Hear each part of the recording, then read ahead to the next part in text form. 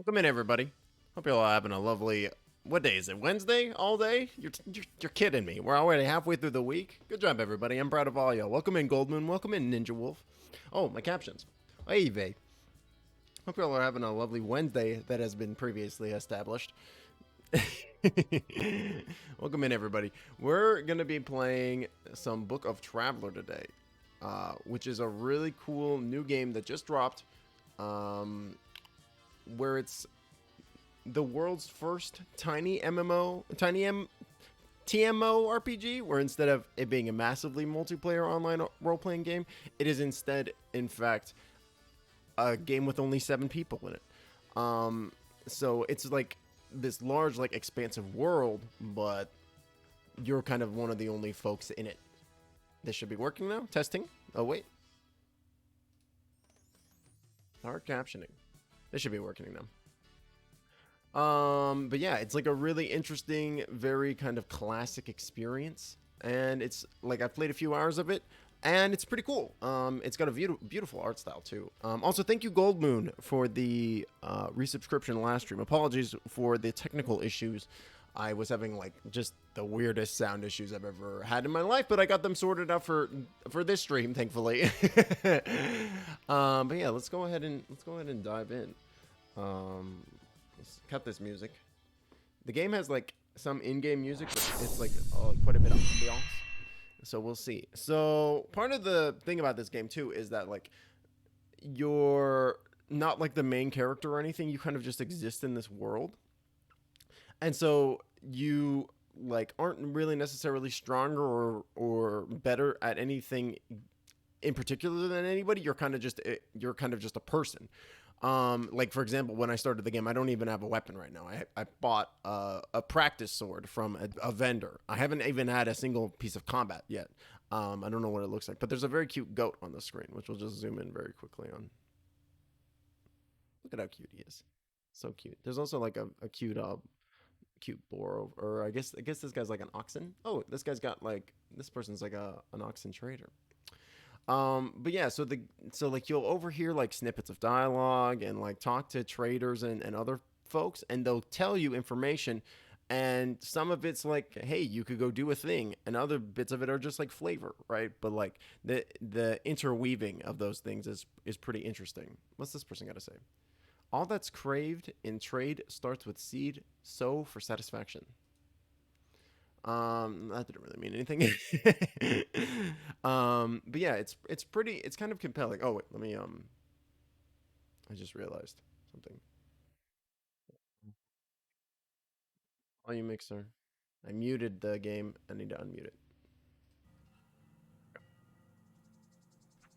And so there's just like a lot of really interesting mechanics and like things going on. Yeah, welcome back. Glad to see you. There's like some really interesting like stuff going on in this game, and it's like got like a heavy level of ambiance and like a bundle of loot strings. Cool. I wonder what that's worth. There's also like no currency in the game, and there's instead you just have like items. Oh, sweet, that was worth 25 gold. Sweet, 25 gold just hanging out in a 25 gold just hanging out in a pile of crap. A dormant altar. Wonder what I can do that with that.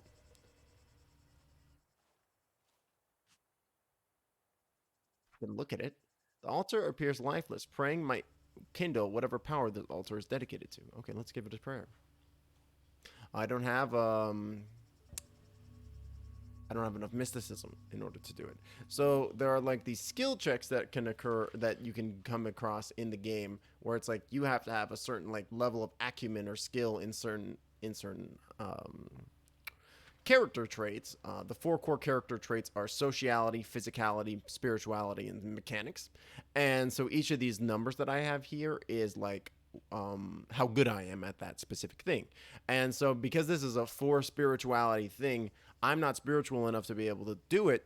To activate it, so instead I have to either like level up my own personal spiritualism, or I can go find a bunch of other people and then bring them back to this point on the map and have us all do a group like check on it.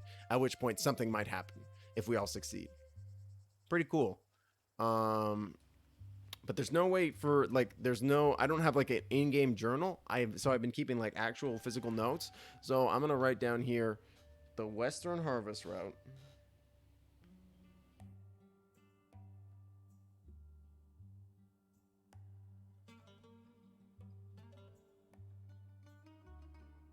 Right side.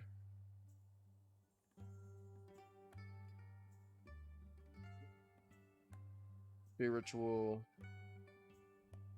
altar. So now if I get a group of people, we can come back here and we can theoretically do something um if if we get enough folks. It's not, you're kind of on the money, to be honest, Ninja Wolf. Like it's not directly a D&D thing, but there's like heavy elements of like tabletop games and other games of like that kind of nature in like interwoven into this game, like for sure. Like there's like the openness of the game and like the lack of kind of direction almost is very like exemplary of like tabletop games. Apologies, I had to sneeze. So you're like you're pretty on the money. Yeah, it's really like interesting because it's like there is kind of like an overarching plot line apparently according to the devs of the game, but like it's not something you might necessarily interact with immediately. Oh my god, is this a winged goat? No, it's just a regular sheep. So in a town I was in, I got a item from just a random vendor who was trying to set up a pet shop, and that was like, hey, if you give the here's some treats, go and give the treats to like random animals, and so that's why I can do this like heart thing.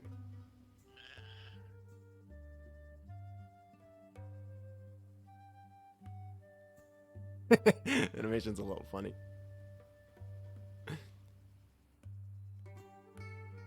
Dude, I don't know if that even like did anything. I could do it again too if I wanted. Like there's just like it's really like there's something really compelling about this where the game just goes, yeah, we're just gonna give you like a bunch of random things that you could theoretically do and have access to, and we're not gonna tell you what any of them really do. Just go like explore and figure it out for yourself. I think that that's like a really interesting thing. Another really compelling thing is that the game itself, like the day-night cycle, is tied to the real world day-night cycle. So when it's day in the real world, it's day in game, and when it's night in the real world, it's night in game. And there's specific things that are linked to the day night cycle as well, like certain things only happen during the day and at night. Super interesting. Barely functional backpack, 30 paper box, tiny bits of sulfur. That all seems very good. Can I think I already have a backpack on. Time worn street sack. Oh, this has 4 pockets I could be putting stuff into. Look at this one. It's a barely functional. So this one is worth just a slightly a little bit more. So we'll just go ahead and sell that, I guess. Let's take a look at this paper. Yeah, just so there's like there is no like physical currency in the game. There's not like gold pieces or anything like that. So like the items that you have are kind of like representational of your total money, and then you can have like more expensive pieces, items and stuff that get you further, right? I think that's how it's kind of meant to work. Points at their superior. Okay. Also, like you get experience just from like talking to people and interacting with things and discovering new stuff. So I've hit 3rd level and I haven't had a single combat encounter yet. It's kind of cool. Yes, you were speaking of Strom of the Braided Shore Cartography Institute. I wonder if I can be of any assistance to you, Wanderer. I'm afraid due to our current Casa blockade, I've been forced work without access to our map making shop. Oh my god, did you see that thing disappear? That means that if I have little new map information or updated maps to offer our subscribers. I will, however, still trade in any maps of or geographical documentation you might have. By doing so, you will benefit all the travelers in the Braided Shore subscribing to using our superior maps. I don't think I have any information to give this guy. What time is it? As the Casa blockade is still in effect, I am traveling the areas that remain open, collecting new map data by observation and questioning of locals and travelers. I prefer continuing doing that rather than chit chat. Goodbye. A little rude. Um, and the developer of the game has stated like I want to go check out what the Eyes of the Sky is also. The developer of the game has stated that they're gonna be doing like chapters, and so this like early access chapter is chapter 0, and it's I think it's intending on being in early access for like a year or two before coming out fully, and um, I feel like there's like they're really and they're little ponds, cool. Um, I feel like they're trying to do something like where you have like multiple stories that kind of unfold over like a maybe a multi-year time frame, right? That's like a very kind of small thing that the players can interact with, and then they can partake in and stuff, and then it changes, and like you can do other stuff later. It sounds like a really compelling way to make like a video game and like a series and keep it like fresh. This is cool. I don't think there's really anything over here, but it's a lovely sight. The game itself too looks like, I really love the visual style of it. It just looks like I'm walking through like a storybook. It's very cool. Is that a sack over there? It is. And like the map itself is quite large, and we're only like they're only like allowing us to like walk around this one specific continent. Like they have like multiple continents of content apparently in development, which is pretty wild. Decorated leaking urn, sanded oak shard, stained headgear. Okay, cool. Oh, I need to hold up. I gotta put stuff in my pockets.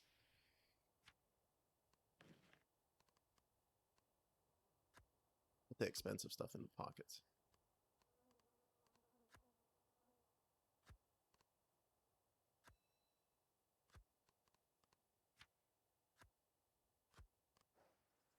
There's some other really interesting mechanics too, but I don't like. We'll talk about it as they become relevant. Who's that person?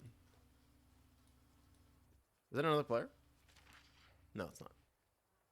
So you can see other players on the map, which is why I keep checking it. Because I'm wondering whether or not somebody was just matchmaking with us.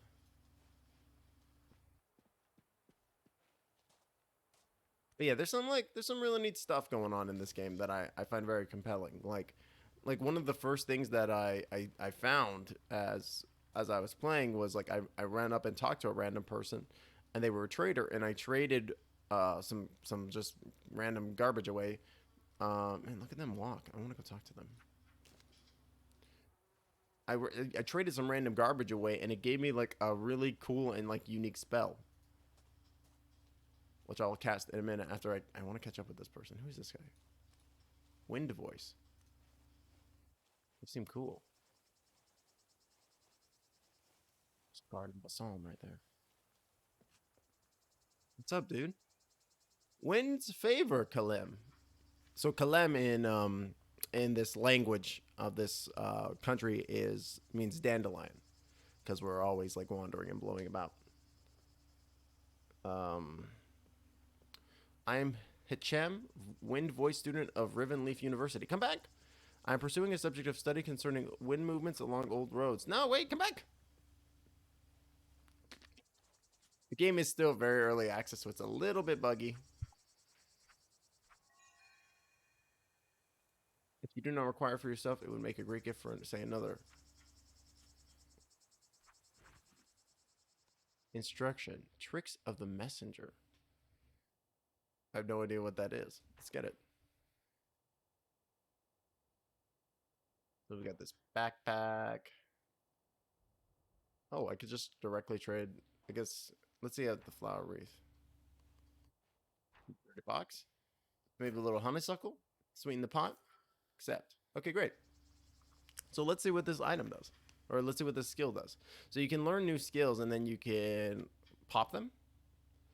You're once engaged as an errand runner and messenger. You walk slightly faster when traveling on roads. Oh, and this one costs a knowledge point. Okay. Interesting. So I got oh, file vendor.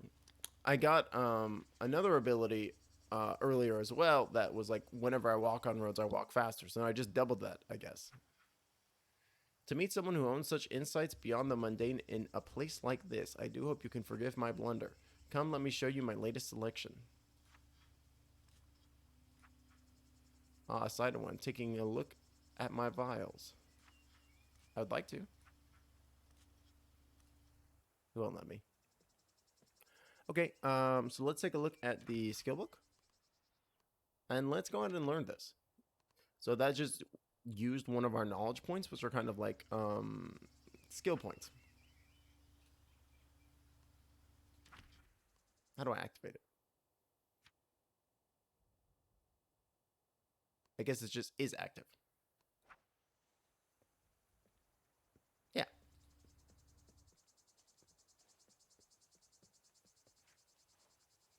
Not much faster, but it helps. Every little bit helps. But yeah, but one of the cool abilities I got, like, right, like, in the first few hours was this. It, like, puts you up in the sky and lets you see, like, the horizon. Super neat.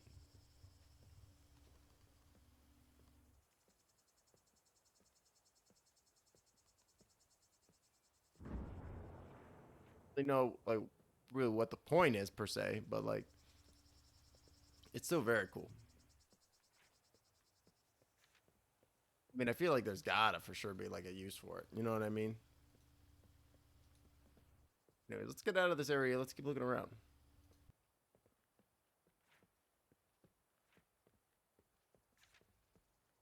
There's the wind voice again.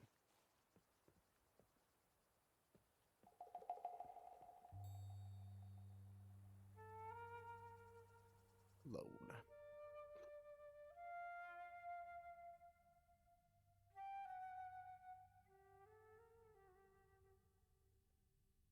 I just love the vibe of this game. It's so cool.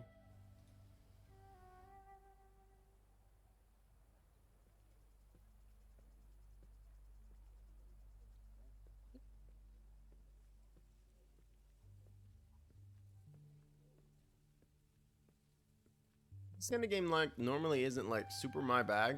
Like, I'm not a huge fan of, like, these point and click and you move where you're pointing and clicking kind of games. But, like, I'm actually, like, I'm into it. I think it's too early. I think this isn't open yet.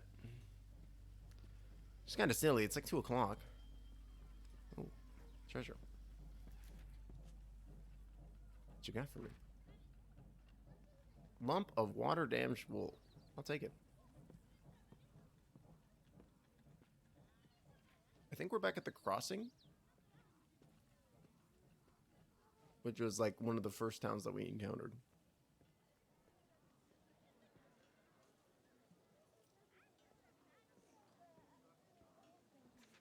Yeah, these guys all have goods. Pavilion manager, cane master, master bag maker. So these guys all are specialist creators, and and and they're only looking for a specific item. Oh, that gave me experience for some reason.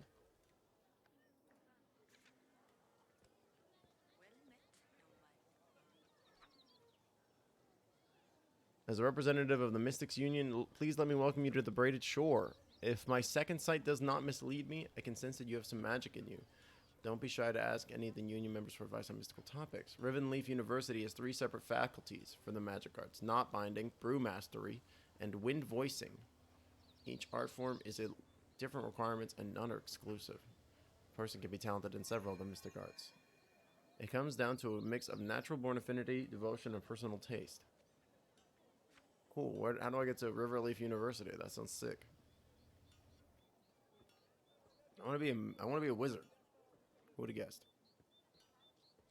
Pretty on brand for me if I had to say. Onlooking Road Warden, House Pelgin Inventor. I think I talked to this guy. Oh, he's got like a car or something.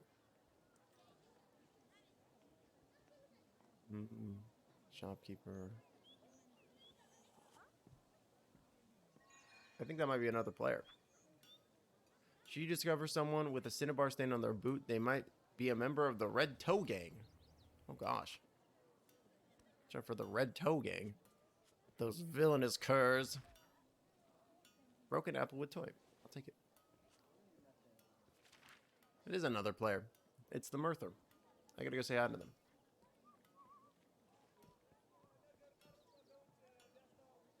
Hello. Hey, come back. I want to be friends. Wait.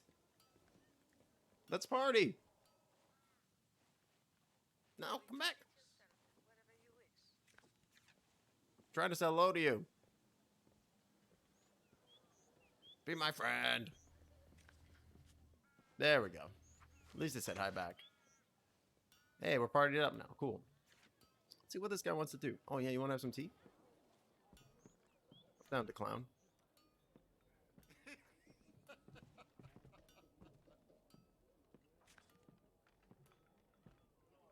Let's drink.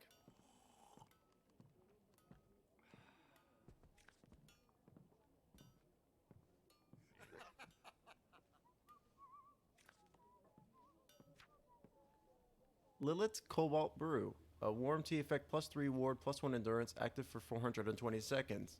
Heh, that's a weed number. Am I drinking it?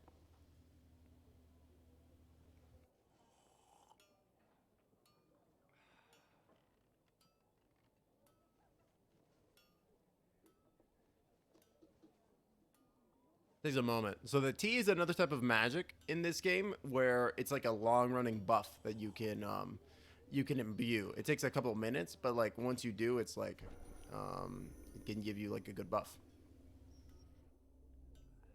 All right, let's go catch up to our friend. Why am I sitting back down? I don't want to sit down. Come back. Where'd he go? Let's just go follow this person.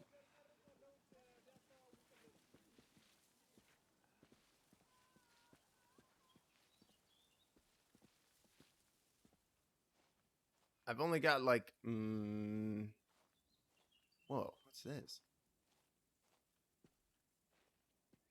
Cool.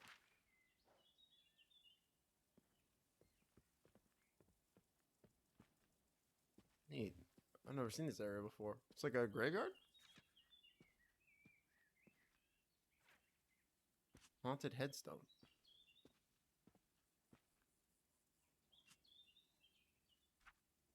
Something from beyond is reaching out through the headstone. Spiritual sensitivity is required to establish contact.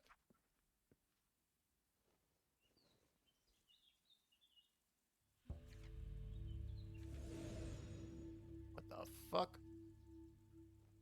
We were blessed with extra force.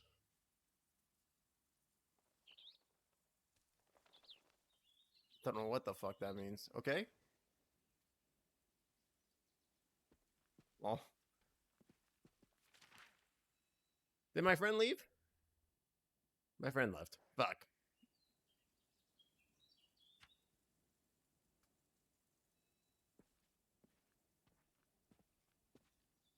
Ah, well, we'll go find more friends. Let's go south. South to Alkin Rock Coast.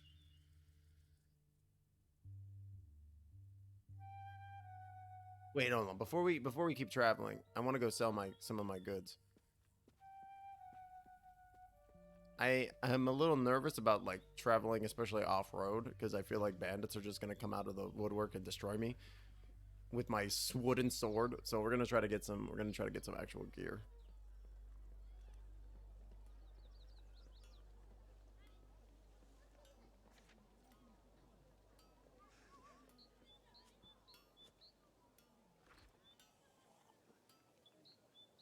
A worker's soily handkerchief.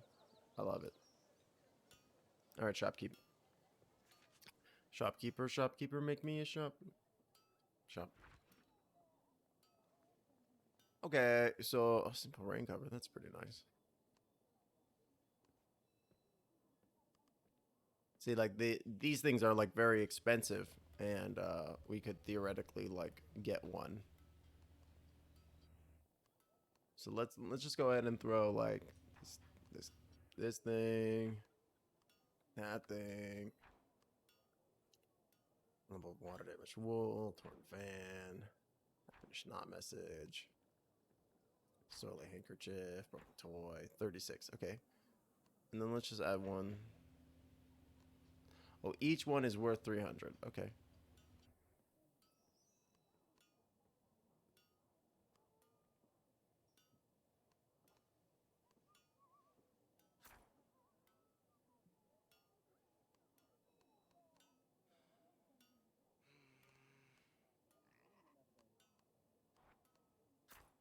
There we go. Accept trade. Okay. Great. And now let's open up our backpack because we got more stuff that we want to sell.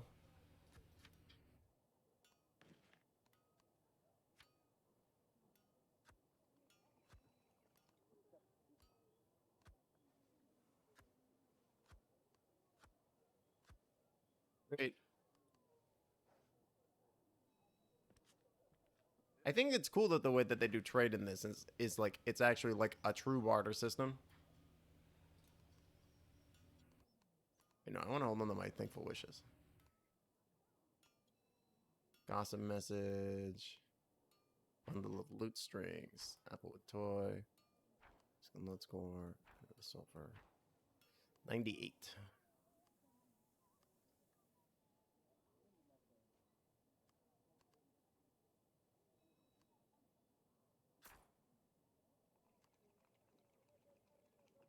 Take it.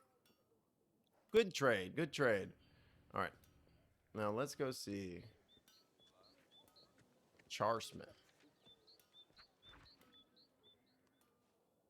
On a basic weapon. 450, 429, 480. I don't think I got enough. 50.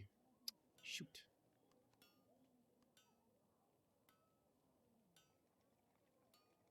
Oops. I don't even know why I'm bothering. Because I don't even have weapon proficiency. It's fine. We'll just go keep exploring around and we'll get some more pieces of good. We'll come back, we'll sell some more stuff. The Abba family warehouse. Crossing station.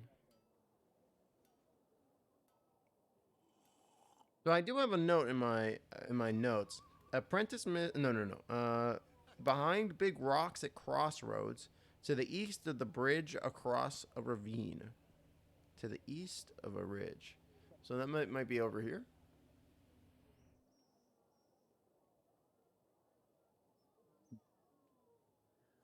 Sure. Let's go look. I also have treasure hidden in the ravine under bridges in the Char Cape Passage. But I have no idea where that is. Well.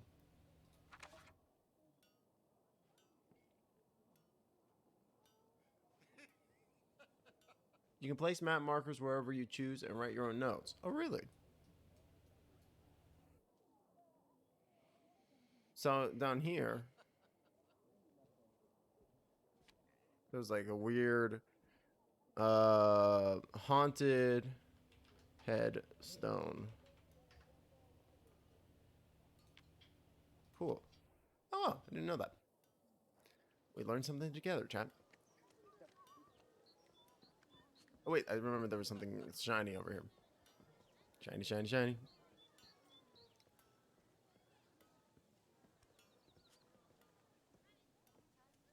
There it is. Oh wow, how did I see that? Small clay jar, strand of coarse hair. Gross. I don't want somebody's random hair. What does a tailor sell? Blanket. Hand warmer ring. Oh, nice.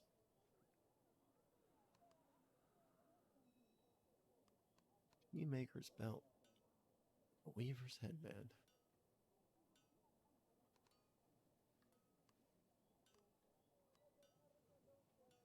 Cobalt guise. When this knot is unbound, your clothing turns cobalt colored. Weird.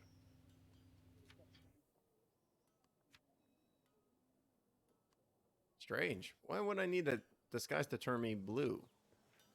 Or green, for that matter. I'm curious.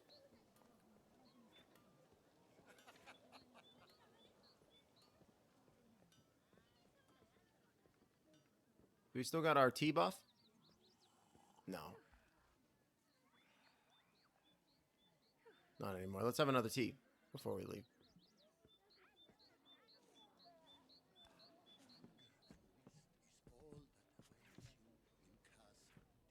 So we got the Jade Brew. I guess that's it. So let's have the Jade Brew. A delicious tea that replenishes your energy, plus 100 energy per 5 seconds, plus 1 endurance. Let's go for that.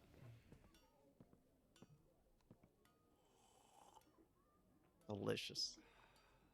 I love the vibes in this game, yo. It's just you're just hanging out.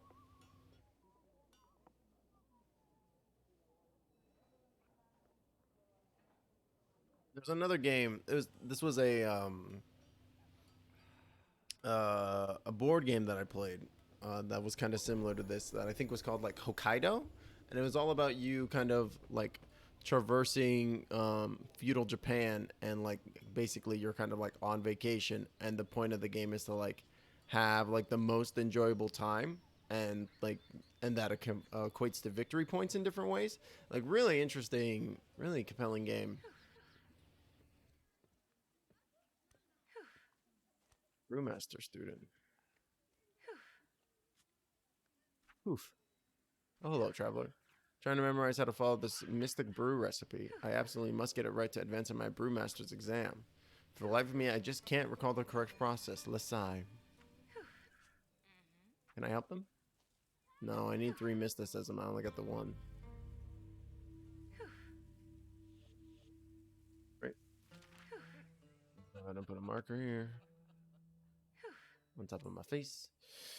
Brew master student needs 3 mysticism. All right, later. Huff. She's having a bad day and she wants everybody to know it.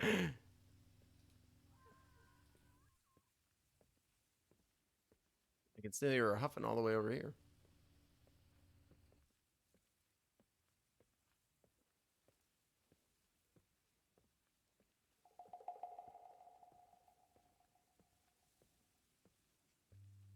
Oh, hey, here's the bridge.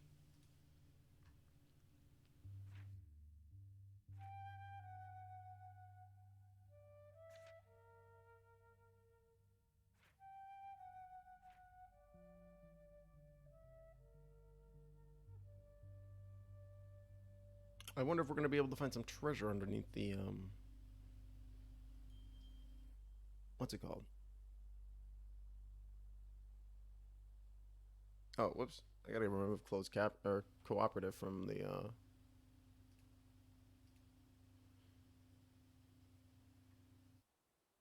thing. There we go. Oh, I also, the captions are in kind of a bad place. Hold on, let me foots those over. I think that that's better.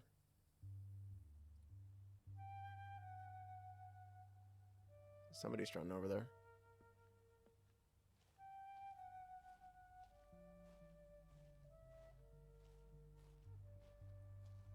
Maybe we'll be able to find some sweet loot, and then we'll be able to trade that loot for a sword. No, the tea wore off. Shoot.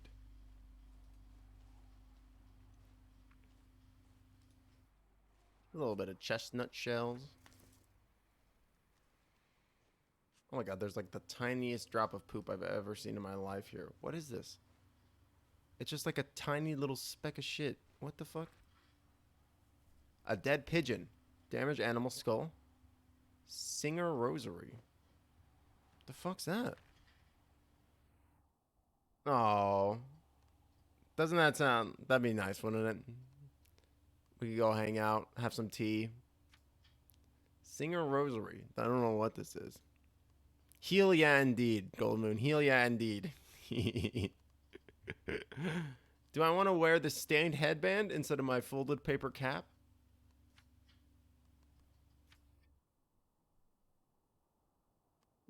Seemingly identical in character description. Or item description, rather. The headband's not a character. Not yet. Why was there like just a piece of shit on the ground that was like the dead pigeon? That was very odd.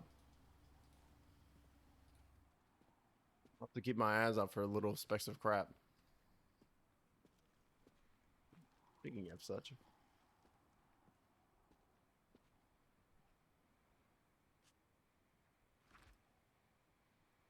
Beggar simple cloth. A roll of the fish trader. Large dried fish covered in paper. Simple lameller. Sweet. Seems like we just got kidded, dog. Whether practical, fashionable, affirming wealth and status, or feigning anonymity, you're dressed as who you are, or in truth, who you would like your fellows to think you are. Seems much better. We got a pet cookie though in that pocket. Let's go put this on. Oh, it's armor. Oh, shit. Man, now, so I need armor equipment too?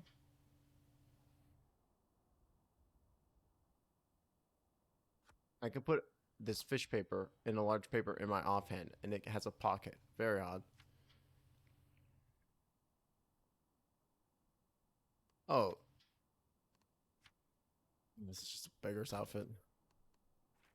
Okay, well, hold on. We'll sell the beggar's clothing.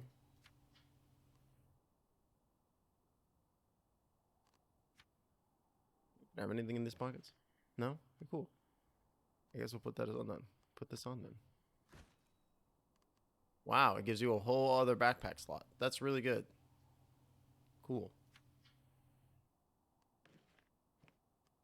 Um, in the fish covered. Wait, no, not the fish covered paper. I love this idea of being like the bag man, right? You're just like you have all this random gubbins. Paper cap, yeah, you got it. I think the paper cap is a little. It's a little bit more dignified, a little bit more refined than the other thing.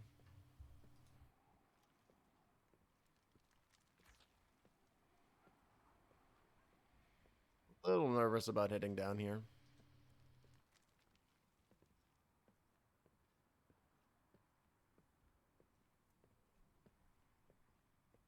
Locked door.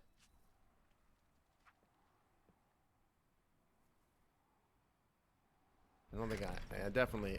I got two mechanics. Okay. Interesting. Okay. So let's go ahead. Map.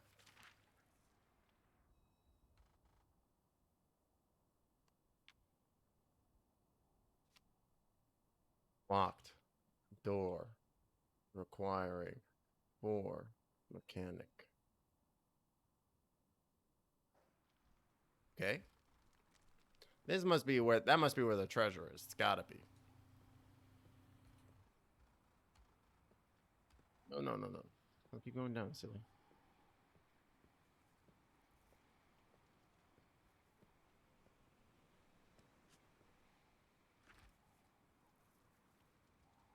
Bucket.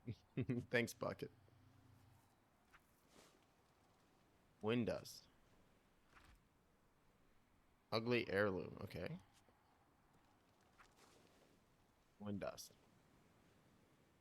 Yo, dude, there's gotta be some real cool shit in there in that area, don't you think? Let's do the flag raisers knot. See what happens. Really give me nothing.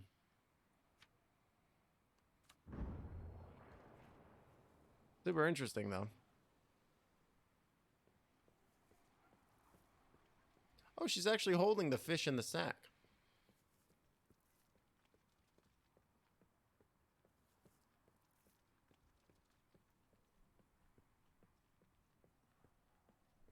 Is there anybody on this map with me? Oh, shoot.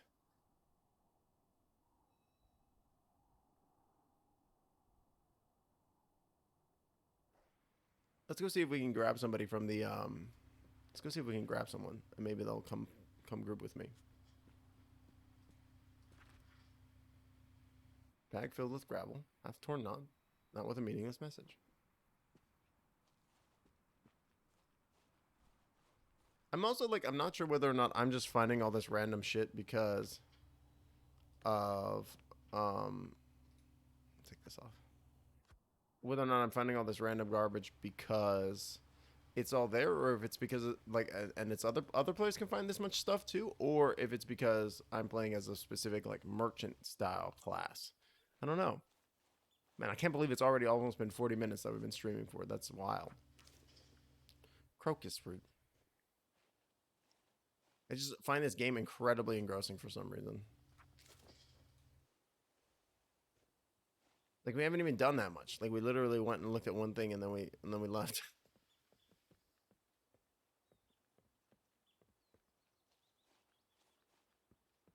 Go see if I can grab somebody's attention.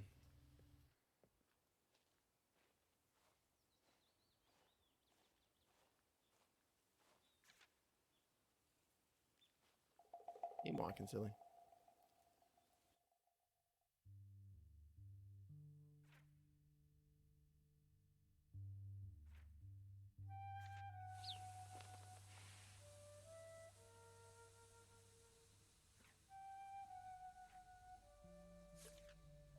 Part of the difficulty is though, like, because there's no in-game chat, there's only like you can only emote at people. It's like a little difficult to like discuss like what to actually do, like what you need to do, and to get people like to come squad with you. But who knows? Is anybody even here? No. Shit. Shucks. Oh well. Let's go trade in that Grubbins in. Here comes the train. I could try riding the train. I haven't done that yet. The vehicles in the game are a little buggy.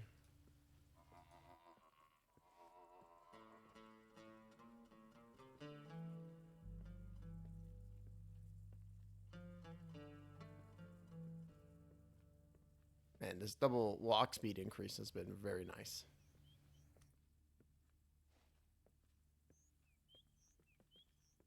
Fast. Cat. This is a very dog-looking cat. Give the cat a treat.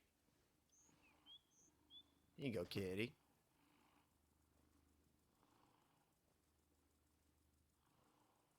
Good cat.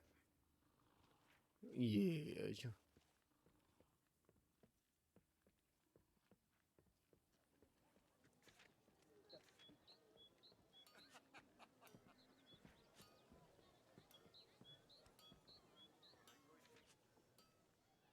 Great.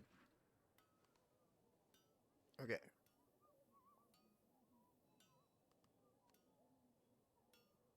So we don't want stained headgear, horsehair, damaged clay, damaged skull. Want that. Sell the sack, sell the cup, sell that.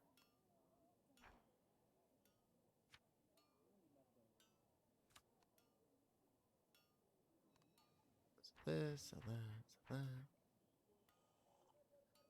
I don't really want to use this large fish thing. Kind of odd.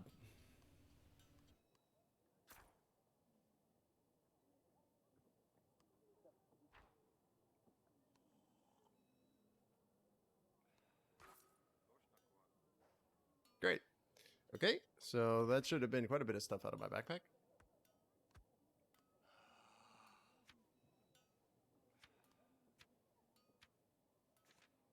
I guess I could trade it all up.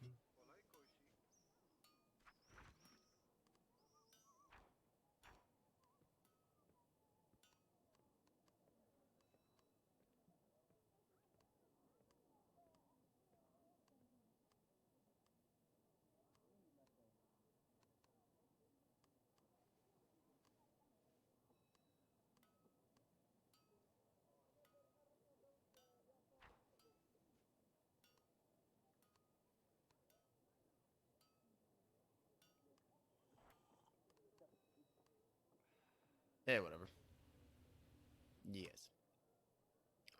Okay, what else to do? I still don't think I can buy a sword yet. I don't think I have 400. So let's keep exploring. Let's just go south now. Why not?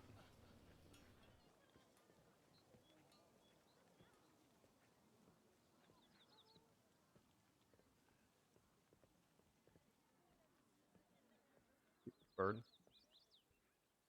Cute little birds.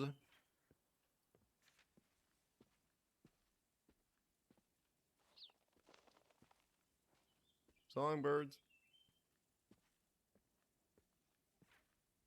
You're hungry. Okay. Some bread.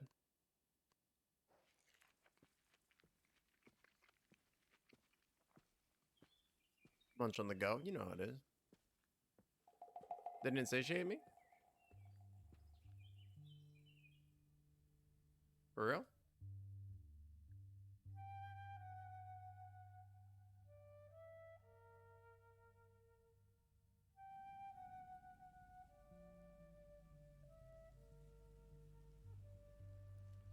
I'm shocked that didn't satiate me. I have another piece of food, but I'll wait to eat it.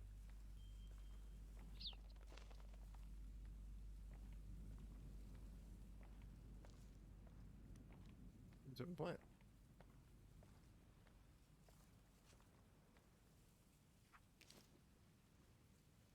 The Vela leaf. I don't think I found that before. What's the map look like? Oh. Like a huge area. Wow, okay. This must be like the southern, like, Gulf.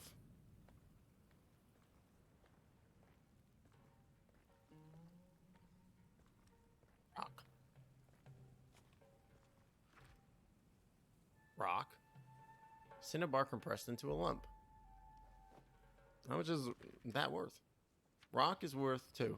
Cinnabar is worth 33. Nice.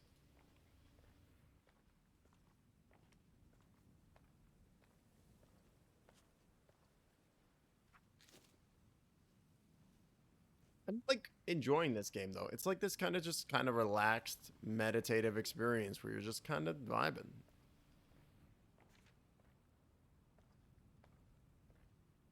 Game I could go into.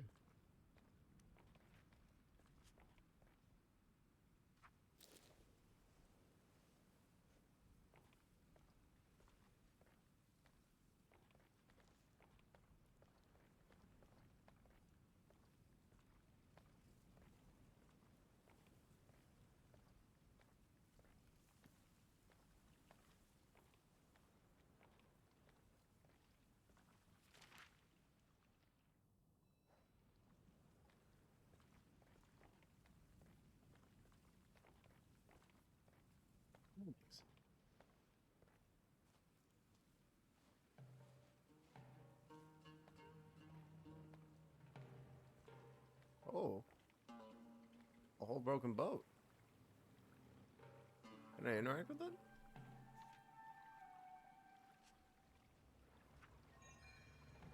Well, I got experience points for looking at it, so I'll take it.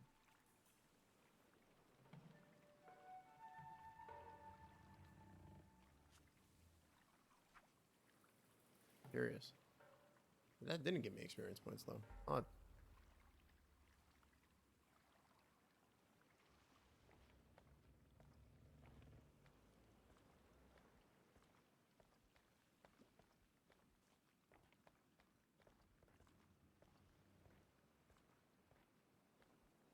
Dormant Altar.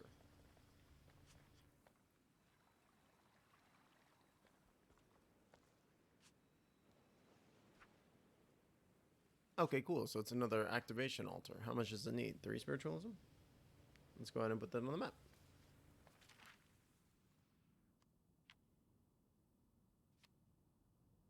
Dormant Altar.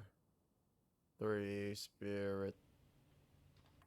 Ritualism. God, I whiffed that spelling so badly. Whatever. It's fine.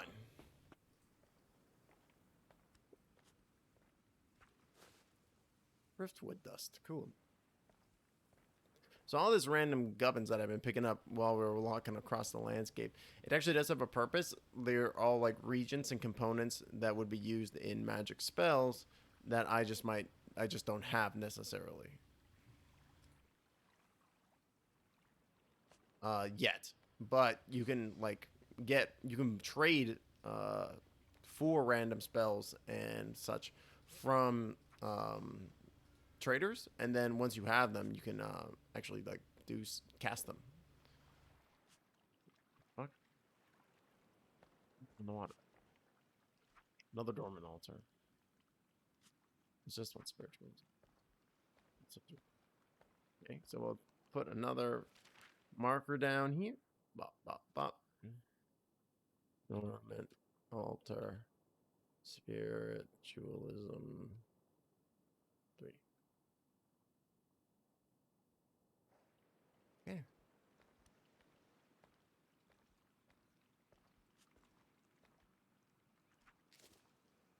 I'm like, I just don't know which rocks are like the rocks that I would want.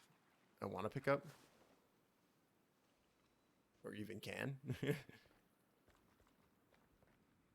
Welcome in, Rachq. How are you doing today? Come on, keep walking. Don't just stop in the middle of the water, silly. Oh, another Dormant Altar. Man, this place is chock full of Dormant Altars. That's wild.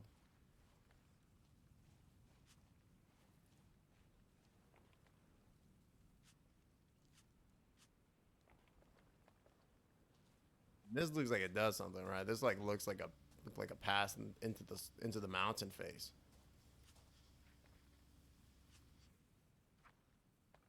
Holy fuck! What the hell? I've never seen anything like this before. That requires 9 spiritualism? Whoa! Oh, nice. You got off work early? Hell yeah. Hell yeah. I gotta put a map marker there. That's wild. Never seen anything like that before. Dormant Altar?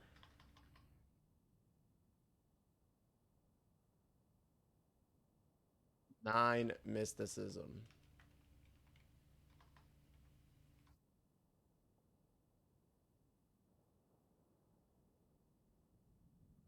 I swear to God, I was like, it was spiritualism. God, I've been spelling it wrong the whole time. That's out of control, though. I've never seen anything like that. You need like a full party of like 5 people in order to be able to do that. That's wild. I wonder what's in there.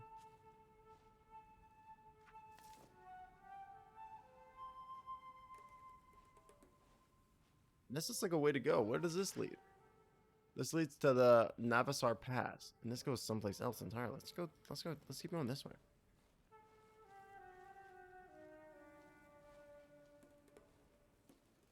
That's another thing that I think is like really cool about this game. Oh, I'm not gonna go all the way over there for the Basalm. Is that like you really do like kind of chart your own path.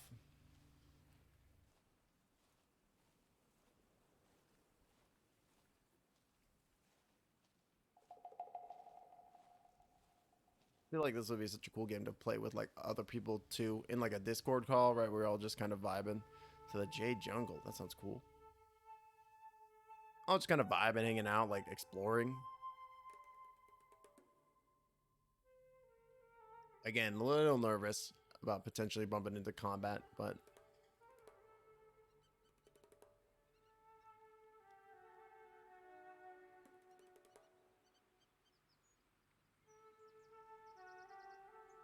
if we do, we'll just run away. Lol.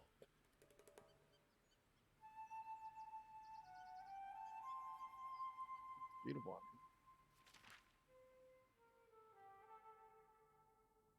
King's Well.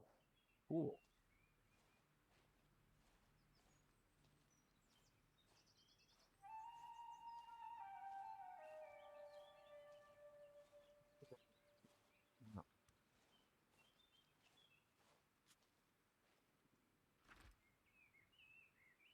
Tar soap lump. Deep jade shard. Barely readable knot. You are dry. Perfect. Sometimes you just gotta drip dry. Whisper, whisper, whisper.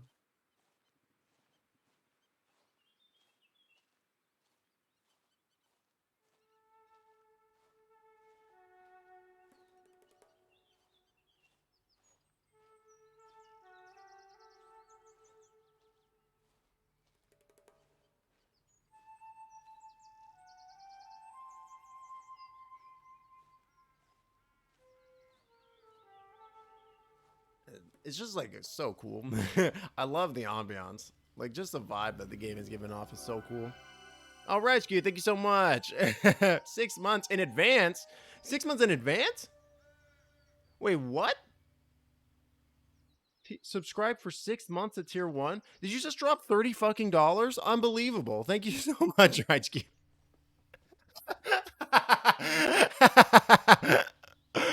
Wait. Thank you so much, Rescue. Oh my gosh, that's unbelievable. Wow, that's way too generous. Thank you for the over the top support. I was like, wait a minute, are my eyes deceiving me? Does that say 6 months? Wow, that's so cool. I didn't even know you could subscribe for multiple months at a time like that. You just blew my mind. Oh, thanks, RiceQ. I'm so excited for our upcoming show together. It's gonna be great. Both of them. Both of the upcoming shows. I wanted to go to this. Moon King well. Thank you so much though. Let me give you yeah, both. Let me give you a shout out. I'm gonna watch the shout out too.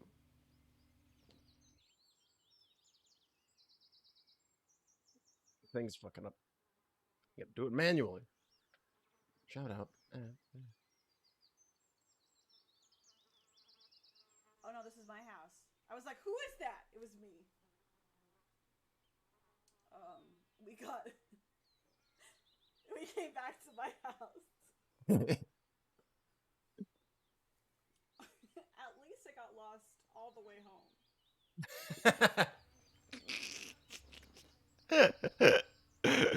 Man, that's always so funny when that happens in Minecraft, where you just walk around in circles long enough that you're like, wait a minute, I recognize this.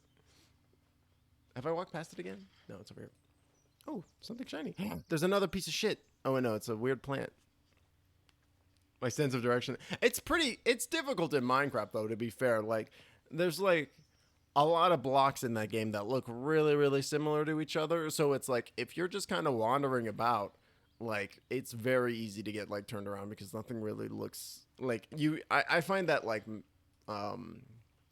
what's the word that I'm looking for? Like map markers, like monuments, you know, like something that you can like look at and be like, oh yeah, waypoints, way markers, something like that. Oh gosh, can't really see what's going on. That well, it's fine. Okay, are we in the zone? No, it's still further to the left.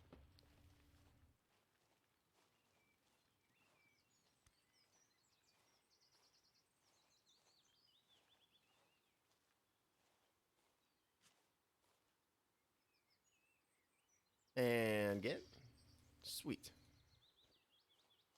I still don't know what the garden basalm is gonna do, but I assume it's gonna be pretty good. It's gonna be some kind of like fire or something. Oh, what the hell? Oh, this is the entrance over here?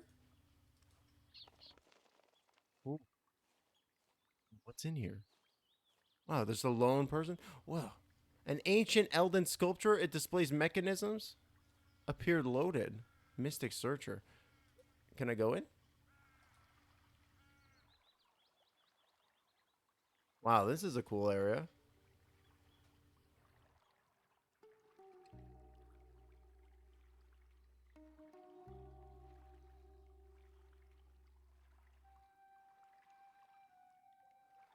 This is like one of my favorite things about video games. Is that like you can just like go off in a random direction and that becomes what the story is about. And this game does a really cool and good job of like fulfilling that. Master Karim. The water that the walls cry in this cave has unique properties. I sometimes come here to collect a couple of quarter weights of it. There is little point in stocking up more than that. The mystic properties of the water begin to fade as soon as you leave the cave. Weird. Okay. What's this? Never seen this one before. Silk flower.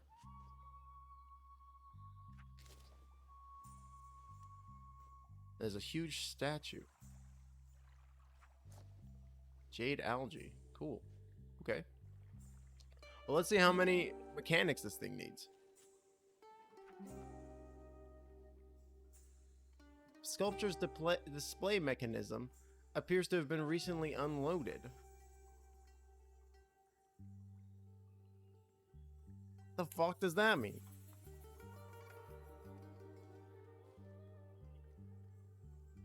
Alright, well, let's put a map marker.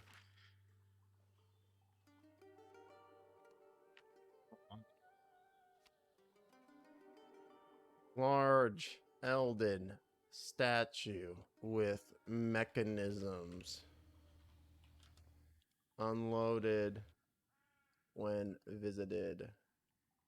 And I'm going to put quotations around unloaded to denote that I have no idea what the hell that means. Pop. Oh. Pop. Okay. Any more jade algae you want to give me? Bye, dude. I wonder what the mystical properties of the water are.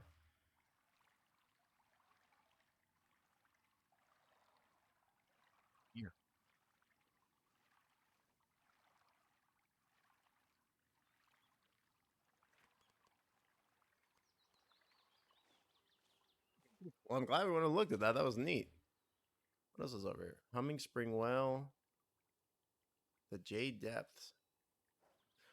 There was like a fireplace like right nearby. Let's go just chill at that real quick so we can dry off. I think it was close. Oh, hey. Oh, God. Those guys are bandits. It literally said bandit. Right away. I'm in no place to attack those guys or fuck with them or confront them in any way, shape, or form. Quick. Eat a little meal sweetbread. Eat that little meal sweetbread. I'm still hungry? Are you fucking kidding me?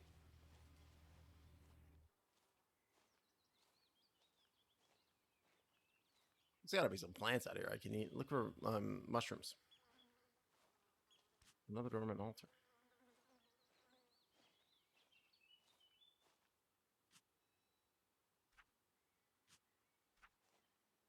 And that's 9 too. Really? Okay.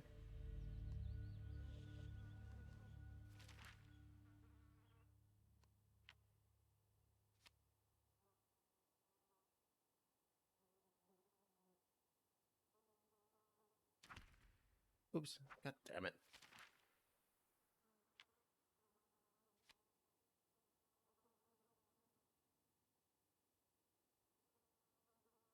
There we go.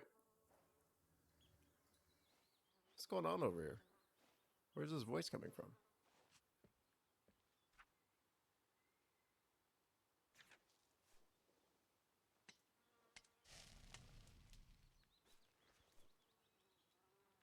Great.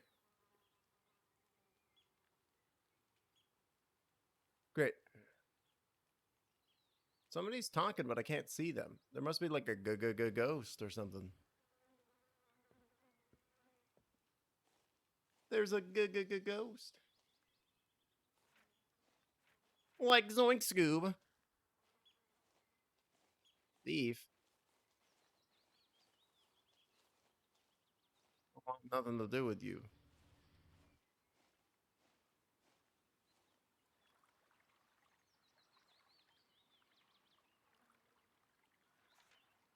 Fuck! I thought I would be able to avoid the wet.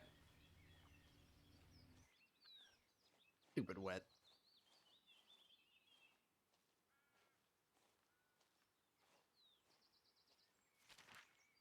Where are we going now? I'm a little nervous.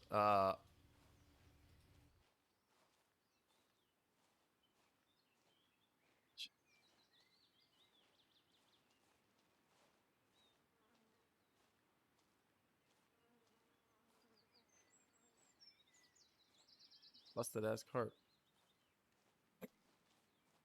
Fuck.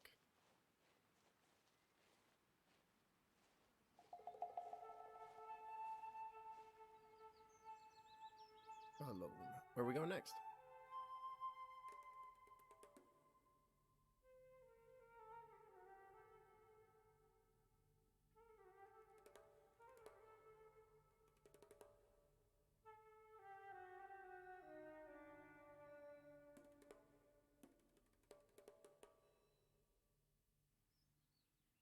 The fuck am I? Oh, there I am. Treasure seeking adventurer. Now you're talking my language. Let's go talk to that guy.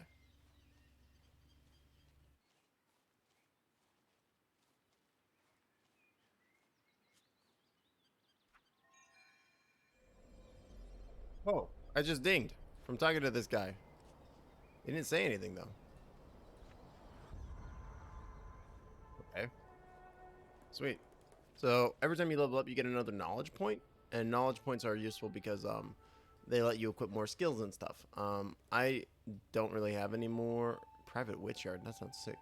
I don't really have any more skills currently to equip. Otherwise, I would.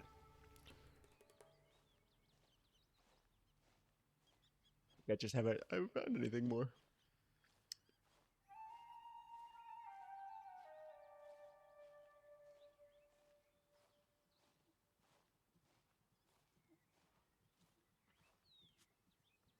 Yoink.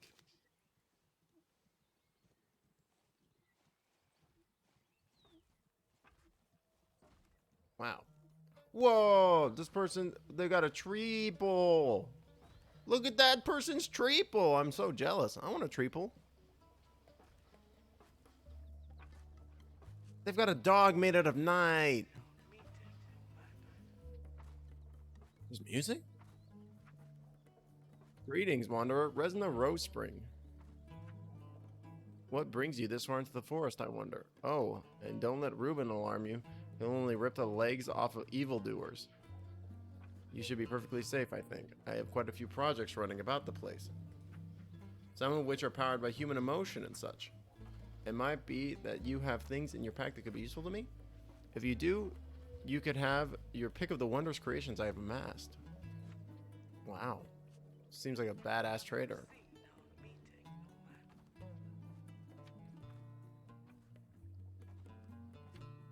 Well-made ring of knots.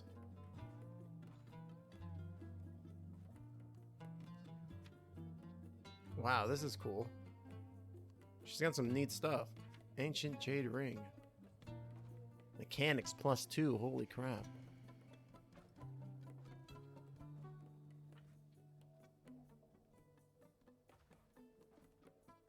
Backpack of the foreign signature. Or of foreign signature.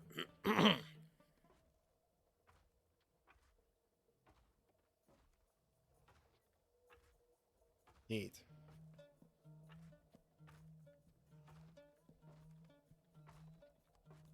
Beard band.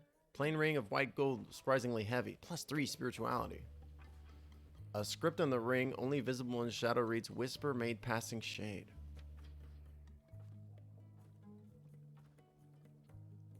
In spirit drum.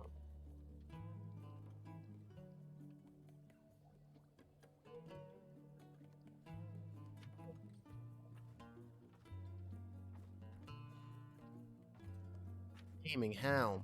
Wow. This lady's so cool. She's got such cool stuff. Oh, man. You can see why they gave this cool ass NPC a fucking like dope end. So to defend her, because they're like, I'm sure people are gonna want to come and take her stuff. Damn, cool. So cool. Another thing I thought was enjoyable about this game was that when you pick your character, the gender box that you like fill in, it's empty. Welcome in, little Frankie. Thank you so much for the raid, everybody. Hey, welcome in. How are you doing today? Give me 1 second. I'll give you a quick shout out. Let me mute the game so we don't get any of the lovely ambiance interrupting your clip. Welcome in, friends. Hope y'all having a lovely Wednesday afternoon. Shout out little Frankie. It should work. Here we go. Is that Wacker's face as an emote? Oh my god. That's amazing. Is that actually Wacker? Hold on. It is. It's actually Walker's face. Holy crap. I see the emote. That's so funny. That's an amazing emote. Holy crap. It is an incredible emo. Welcome in, everybody. I hope you're all having a lovely day. What were you playing? You were playing retro games. What retro game were you playing? Oh, you were playing Final Fantasy VII, weren't you? I should really give that game a shot. I have not like personally played. I don't think I've ever actually really like properly sat down and given like a Final Fantasy game like a go. You know what I mean? Like I think the only real proper Final Fantasy game I truly played was Final Fantasy Tactics on the Game Boy. Oh, Final Fantasy VIII was yesterday. Yesterday, right? Oh, really? Wow.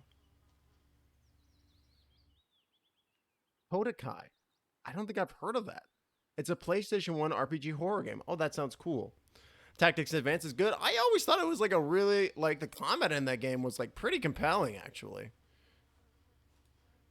And I was like a pretty young, like kind of dumb kid when I was playing it, you know?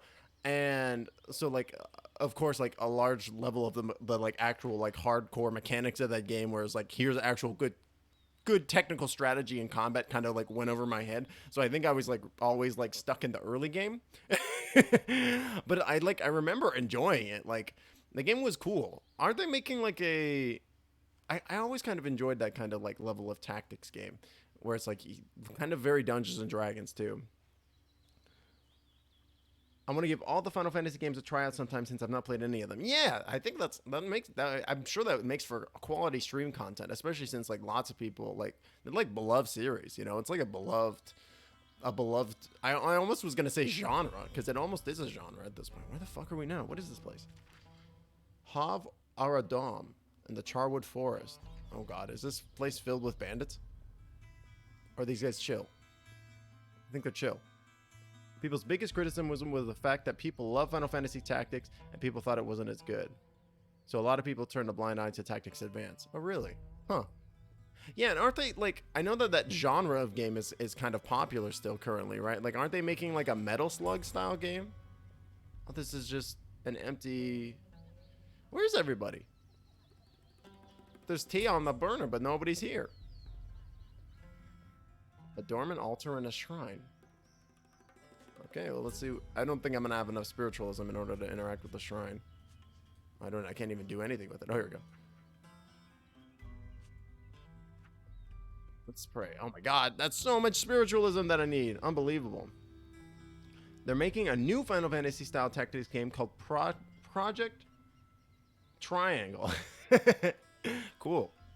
Sorry to raid and dash, but I gotta go grab some grub. Oh, no worries. Thank you so much for the raid, little Frank. I super appreciate you bringing your community over and just thinking of me in general. That's super cool of you. I super appreciate it. Enjoy your food and I hope you have a great rest of whatever phase of the day that you're currently experiencing. Thank you so much. Sephirah Shrine. Can I do anything to this? Praying might awaken whatever power goes here. Okay, let's give it a little altar. Let's give it a little prayer. So let's offer. I don't know if it wants anything in particular. Let's just offer one of my. Well, I don't know if I want to give that away. Let's just do this. I don't know. I don't really know what I'm doing here per se. So I did something. You're blessed with extra force. All right, I'll take it. No worries, mistress. No worries. It was like that thing that, you know, like how if a word is like fucked up like in the middle, but the first letter and the last letter are the same, your brain can more or less most of the time like parse what it's meant to be saying. It's like that kind. Don't worry about it. I gotcha. Oh, a box. So this is Book of Travels. It's just dropped into early access like this week. What is this? Coral neck, please. Tiny fall gem piece. Marbles. Wow. That's all really good stuff. Let's take a look. This just dropped into early access, and I'm currently like pretty enamored with it. It's pretty cool. Wow, 150 bucks we just found. Amazing. And a coral neck piece. I mean, I think it's just drip. We're gonna wear the drip.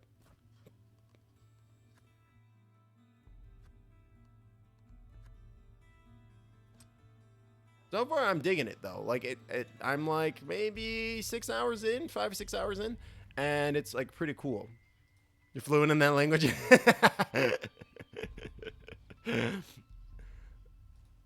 I feel like you gotta be if you're a Twitch streamer, because like, no, who's got time to be typing out full words and like spelling things properly in Twitch chat? It's like, you don't worry about it. I say that, and then whenever I spell anything wrong in Twitch chat, I always feel like so self-aware. But yeah, this game is like it's really cool so far. It's like, I don't know what's going on over here. Are these ghosts talking? I think they might be. But so far, it's been like a really like just kind of chill, like kind of meditative experience. Like I have yet to have a single piece of combat. I've yet to fight a single person, and I'm already level 4. And just from like going around talking to people and interacting with them, I haven't really had any interactions with other players just yet.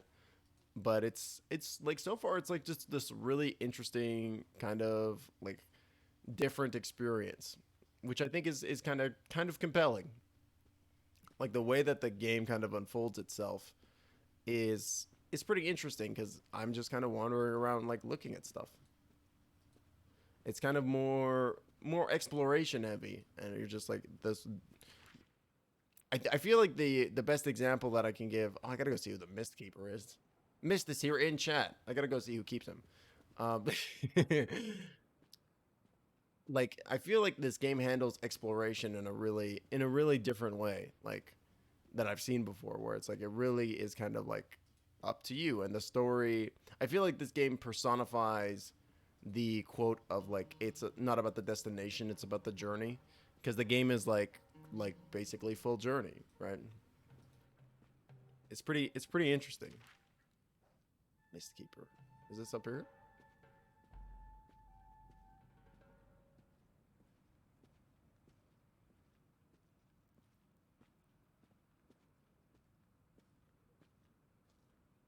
Ooh, ancient debris. I can't see.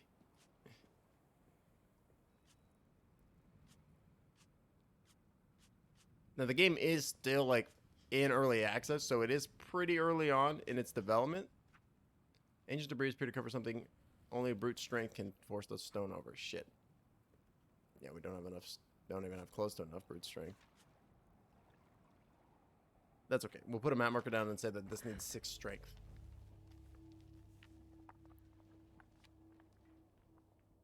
Heavy stone needs 6 strength. Poggers. Okay. We're not going to be able to lift that by ourselves. Oh, I can drink from the water?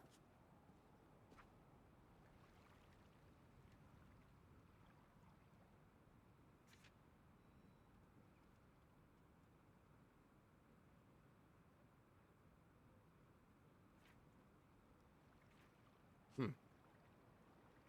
There it is again.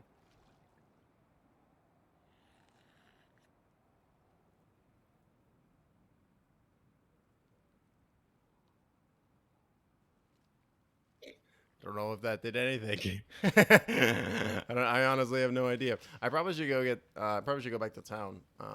Pretty shortly, so that way I can go get some food and don't die of starvation out in the woods. Oh fuck.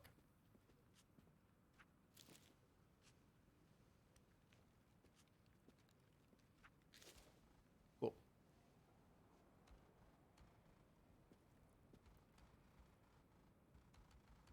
Okay.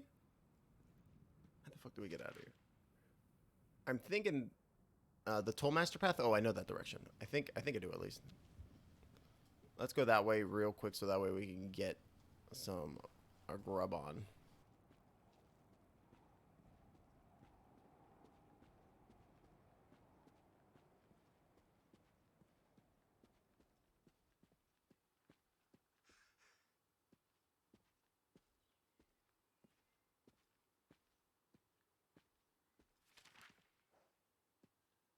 Okay, and then just walk this way, I guess. Into the sunset. Perfect. There's got to be some traders here.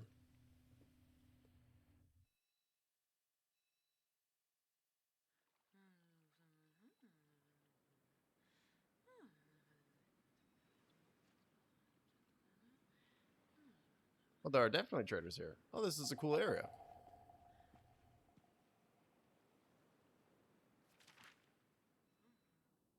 Pato strings.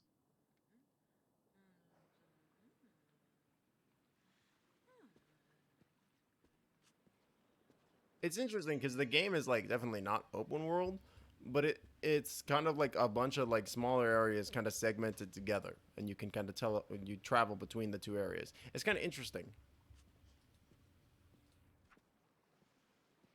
instead of it being like this. Ooh, interlocking mechanism. What's that do?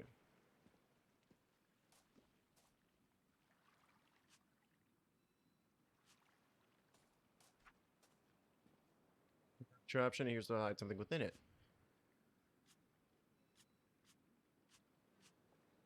Just get a little closer for me, my friend. I don't think I've only got 2 mechanical. Shit. Man, when am I gonna be able to upgrade my mechanical? Or is that not something that happens?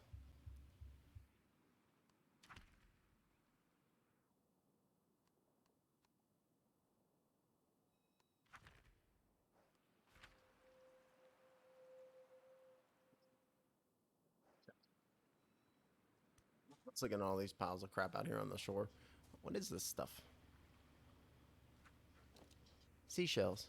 She sells seashells. She sells seashells by the seashore. She sells seashells by the seashore. Seashells. Fuck. Can't even do it twice. I can't even do it 3 times.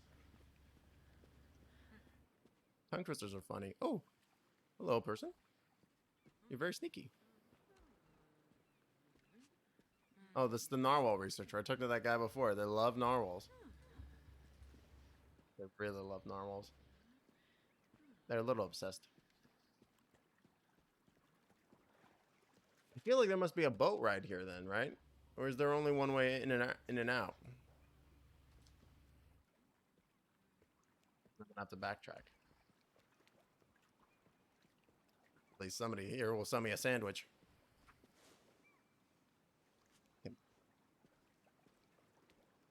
Wait. I don't know what the sign says. Customs warden prisoner. Hello? Is anyone there? You gotta help me. I'm innocent. They won't listen. I can explain. Well, you better get explaining.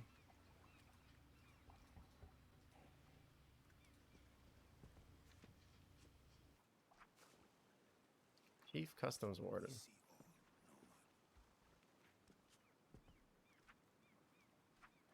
Good day, Wanderer. Most of the ships and barges we check are run by law-abiding folk, but I can't help but be continually disappointed in how often we find a piece of cargo or two that has been forgotten about in a skipper's manifest. They come mostly at night. Those who cheat the council out of its rightful import and true taxes, not to mention those greedy irresponsibles who try to bring in prohibited goods. That's how you really feel. Blah, blah, blah. Okay.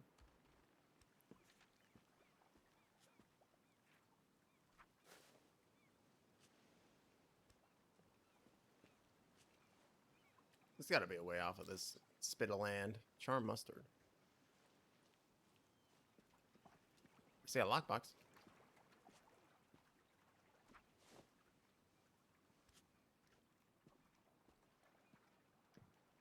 It's really like it looks great, doesn't it? It's beautiful. Like I mentioned this, like when I opened the game, it's like it just like it looks like I'm playing in like a storybook, right? Like it's so cool. Oh, you know what I just realized too? Let me do something real quick.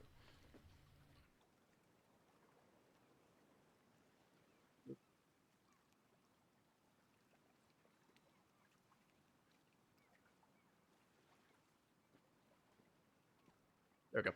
Okay. Yeah, it looks great, and like it really. Fuck, I'm still one shot. I feel like the visuals really like kind of like they fit like the vibe that the game is going for in the sense that it is very much like about like you're kind of this general traveler and you're kind of looking around and stuff. Like I feel like in some games like the visuals really don't really represent the story or like the like the true like kind of mechanics or vibe that the game is going for super well. And this one like they nailed it like super hard.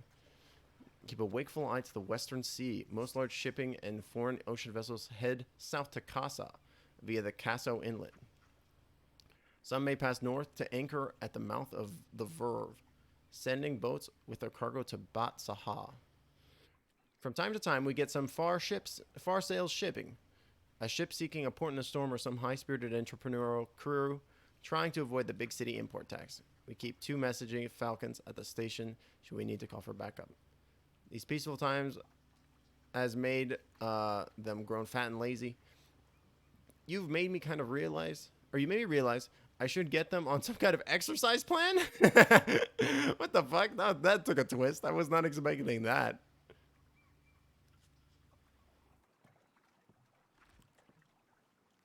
A tar cube and a rusted beamboat. Okay, great. And like I really get the vibe that there's like something going on. You know what I mean? Like I get the feeling that like there's like shit to find. You know, like it's very mysterious. Like I guess the word that oh gosh, I'm not sure why that happened. I guess the word that I'm looking for is like mystique. It's like I can tell that there's like mysteries abound. You know, rejected toy with a political tone. What the fuck does that mean? What does that even look like? no idea. Thank you so much for the follow, Doc the Snorlax. What a lovely name. Man, Snorlax is the OG. I always love Snorlax.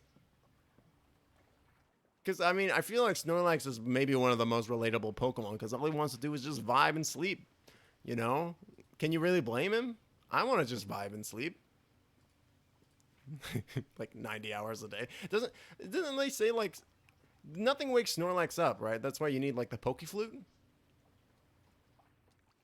Didn't that even happen in one of, like, the Pokemon episodes, like the anime? I think I was doing, a while ago, me and my partner, we were doing a rewatch of, like, the classic Pokemon. And I think, like, I remember being like, hey, there's, like, they have a Pokeflute in the show. Like, I remember being like, wow, there's actual, like, they actually represented it. Oh, my gosh.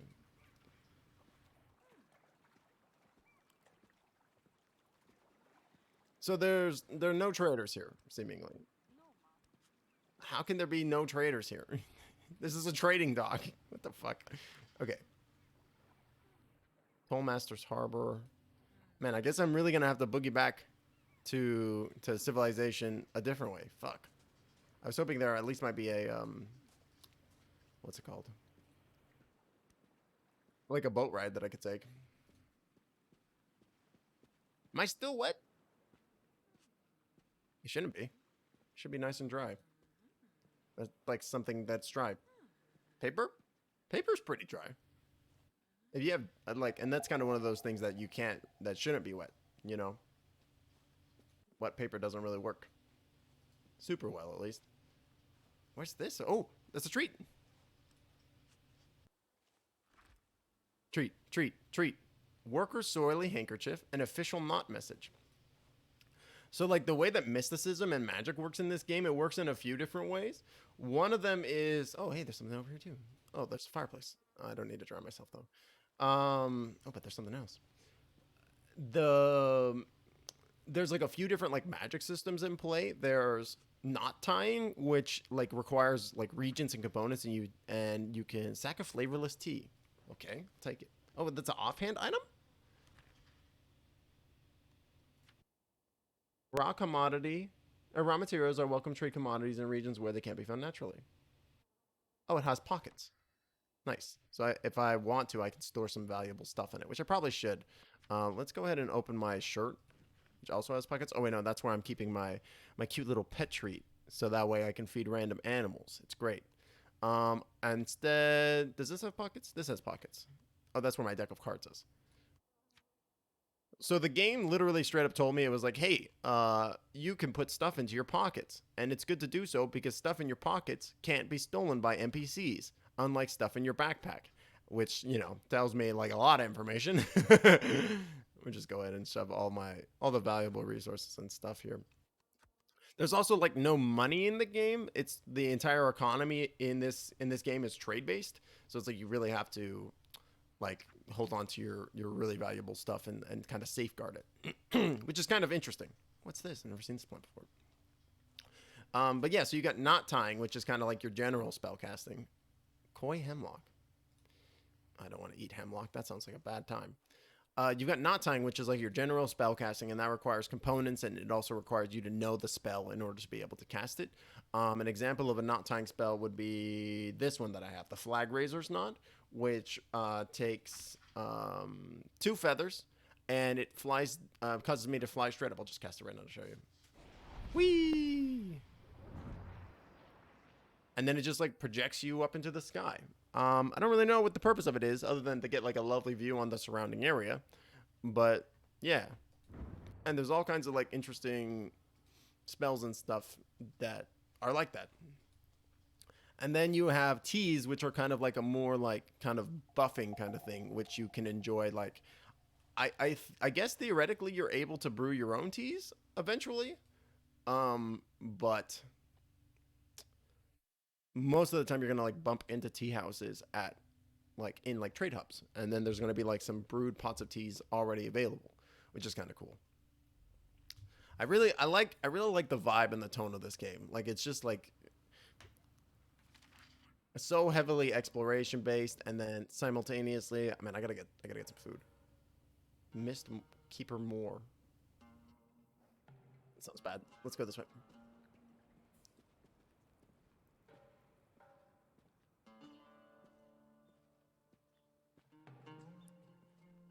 You know what it reminds me of a little bit? It reminds me of this one anime called Mushishi, which was also kind of very like meditative experience where it was about like this the main character, man, I can't remember his name, but he's like this almost kind of like a medicine man, but instead of treating humans, he treats like these funny little other creatures, which are kind of like almost like spirits. And the spirits kind of just act how they naturally would act, but sometimes the humans get in the way or they mess with them, or like the spirits interact with the humans in a way. And so they have to call on this like special medicine man in order to like fix the problem with the I believe they're called Mushi in the show, and it's like a really interesting TV show with like some really cool like kind of spiritualism and like and interesting concepts of balance and stuff thrown in, and I'm totally getting that kind of vibe from this game too. Really cool anime, little intense at times for sure, but like not in like a way most anime is, just kind of like themes and tones and stuff.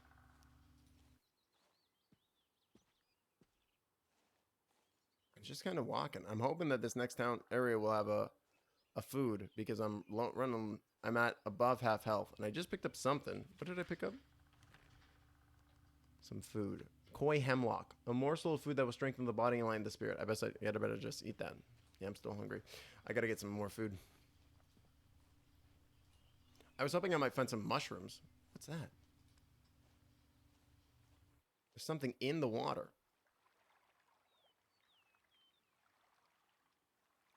that I somehow managed to highlight.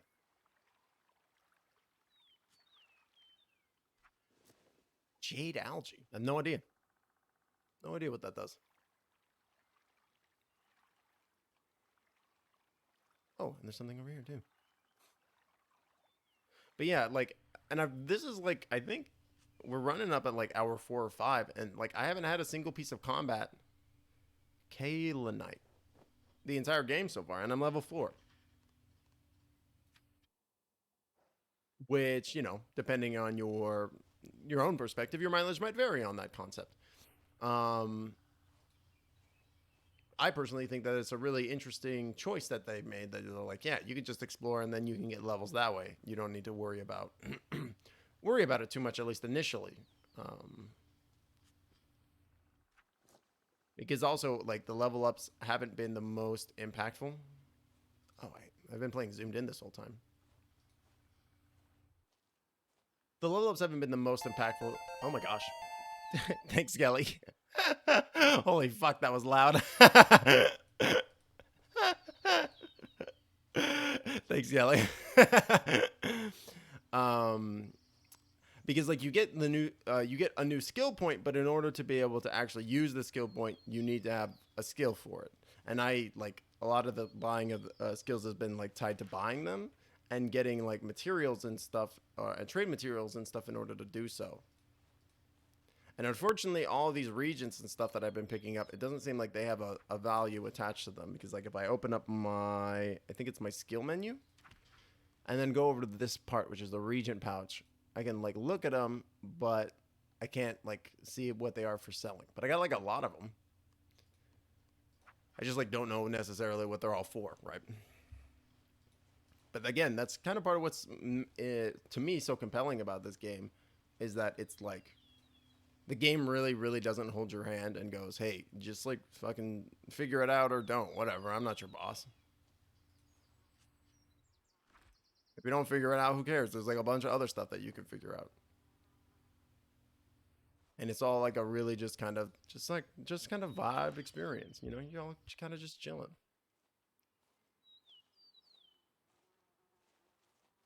I think that was part of the reason why I really liked Outer Wilds, because like that game is such an interesting experience where it's just like there's no combat, or anything like that. It's just like you're exploring. It's all this the game is so heavily exploration driven that it's like it really is something special because it's like despite the fact that there is no combat in that game, it can be very intense because of for various reasons. Like, hey, you don't fly into the sun, or like it's this New England hiking simulator. Yeah, right. There's definitely like for sure like I feel like they really kind of nailed like this kind of outdoorsy kind of vibe for sure. Like I'm really enjoying the exploration. I mean, this house is totally busted and defunct. Shame. Oh, but it's shelter though. Protected from the wind and the weather. Oh, what's that over there? I can't dilly-dally too much. What's with these ghost lights? Is that a knapsack? Curious. What's with these lights just hanging here? Anyways, we gotta get to town. We gotta get some food.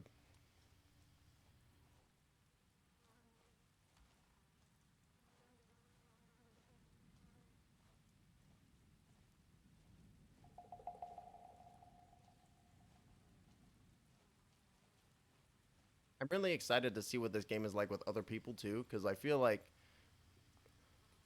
I really like the game Journey, and I feel like this game has like heavy Journey energy too. Give me one second.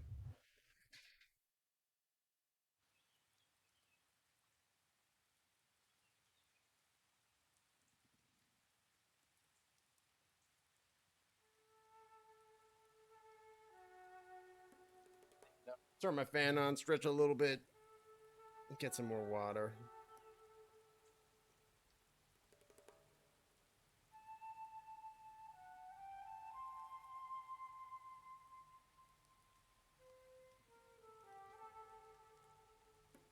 Okay. Where the fuck are we now? We're in the Western Harvest Route.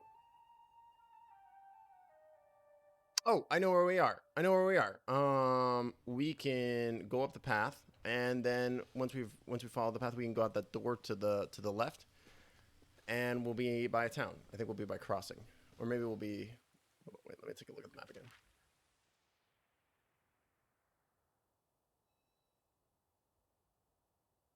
I think that way leads to the crossing. Yeah, yeah, yeah, yeah. Left side of the map leads to crossing.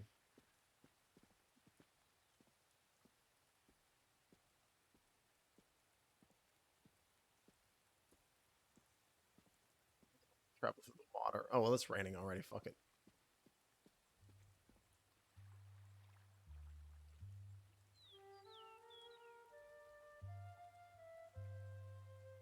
Come on, walk, buddy. Why is my insurance company texting me? I didn't. What the fuck? Get out of here. Oh, a plant. You know what it is? Also, it has heavy, heavy Skyrim energy of you just like walking through like the landscape, picking every single. Good move for a dead guy, man. So there are just ghosts hanging out here. Like heavy Skyrim energy where you just like walk around the landscape picking every single flower that you would find with the hopes of creating some incredible alchemical concoction. Huzzah! Resting. If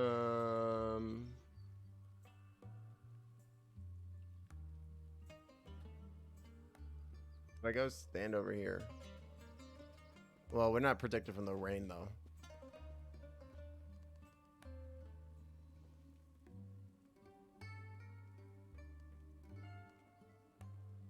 Let's put my hood up. Oh wait, my hood was up already. Let's put it back up. Okay, well, I'm no longer tired. Still fucking hungry though. Let's go. Yeah. You are dry. You're immediately wet.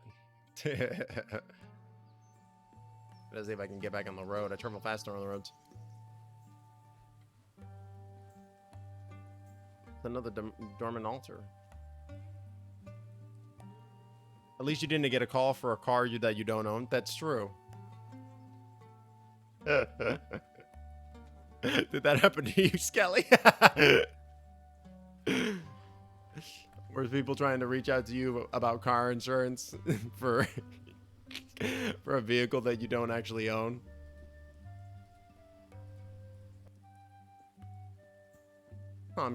I was gonna say I'm surprised that my ability to move faster on roads isn't kicking in, but I guess this is technically a path, not a road.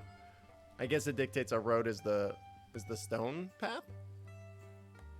Seems like semantics to me, but happens to you all the time, Ale.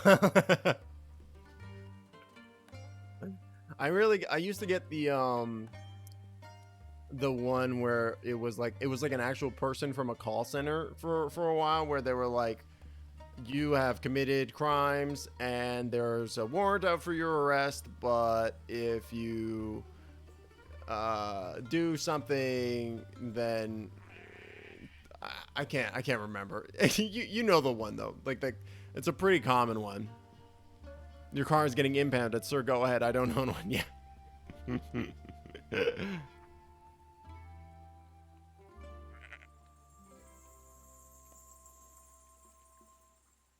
Just pet and feeding a goat a little bit, you know. How adventurers do. You gotta pet a goat. Oh, dude, can we share the umbrella?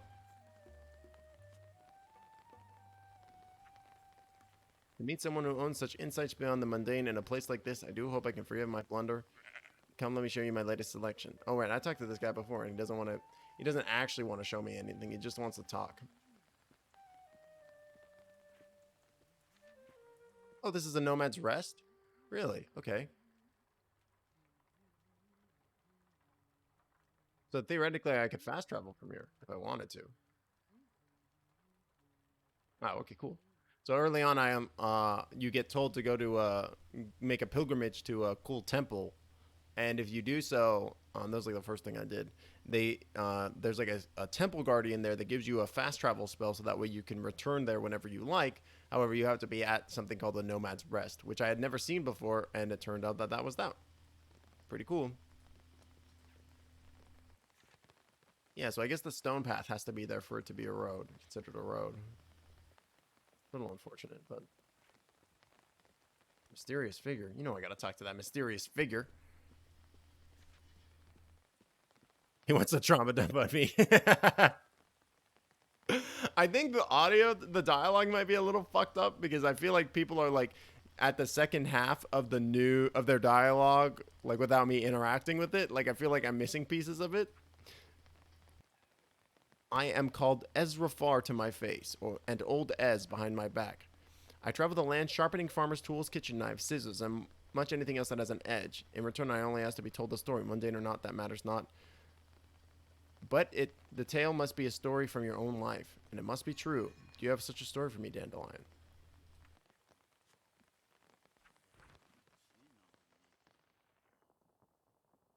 Whoa.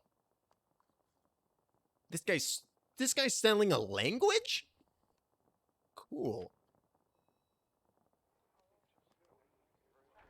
You know I gotta take the language.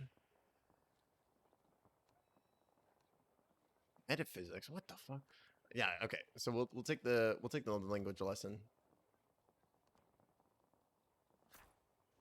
No. I didn't realize it was that much.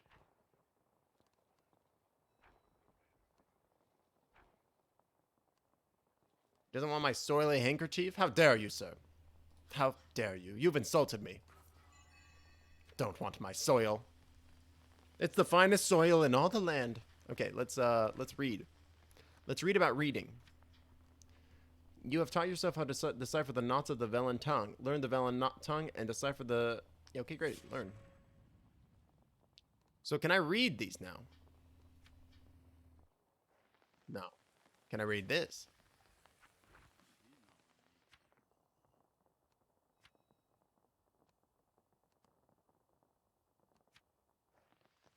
I have no idea. I just traded some literal garbage in my backpack for a brand new language. And the guy doesn't even speak the language. What's going on? Hold on. Is this the right direction? No, we gotta go this way. I'm not sure, but I'm sure that will come in handy. I'm sure the ability to speak a language is probably pretty useful. I just don't know what what that language is. Can I give treats to this cat dog? It's Flick. Flick doesn't have much to say. Looks like what are you stopping me for, kid? I'm going places. Stand on the road. Okay, maybe not. Maybe the stone doesn't mean anything. Maybe it's a very particular choice on what road means.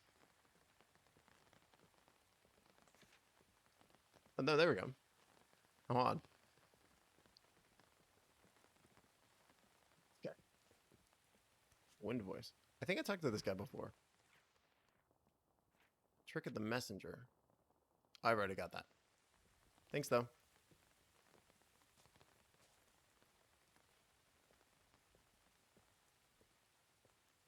Sounds like No Man's Sky. It does.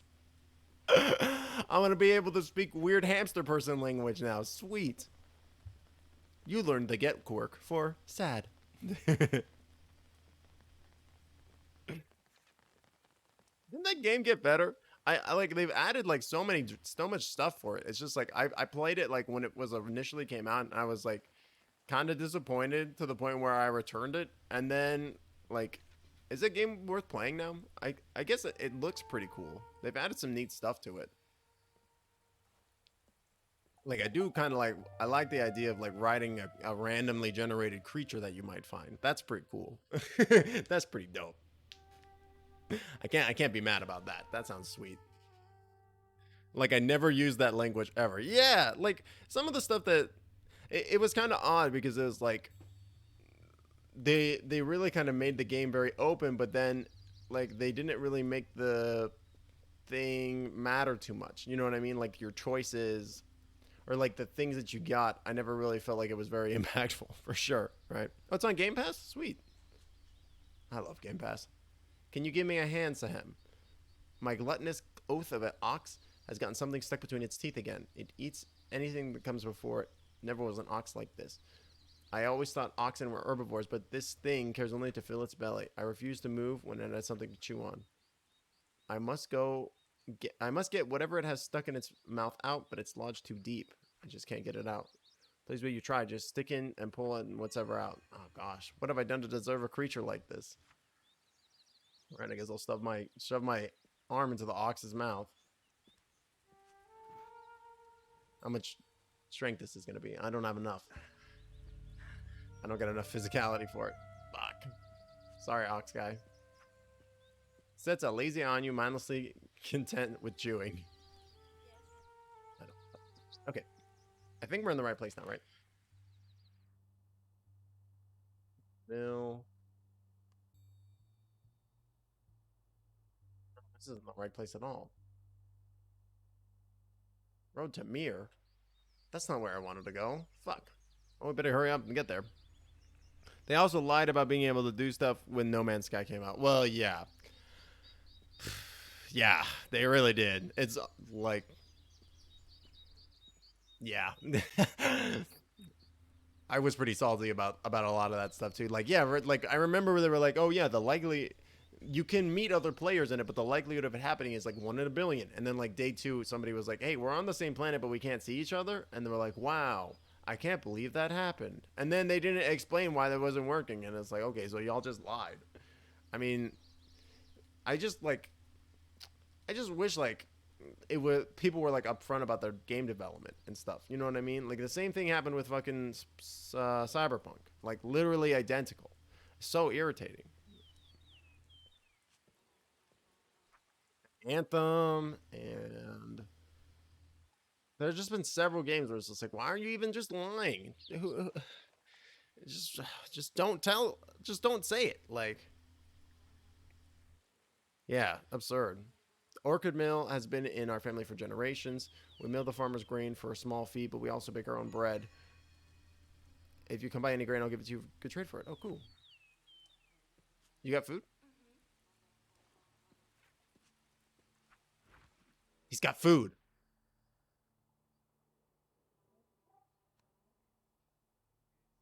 The best bread? 320? Oh my god. Okay. Well, let's wow, that's worth 312? Holy fuck. Okay. Well, let's just trade up for let's just yeah. Let's get 3 pieces of bread. Actually better make it 4.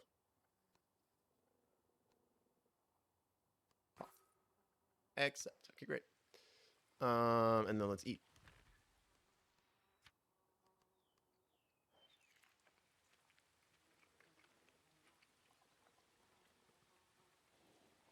I'm nervous that because I haven't been eating, I'm like really hungry. Let me try logging out and logging back in. I'm nervous that the game might be glitched. Cyberpunk was like, here's a story, but only for an hour. Yeah. Yeah. I just like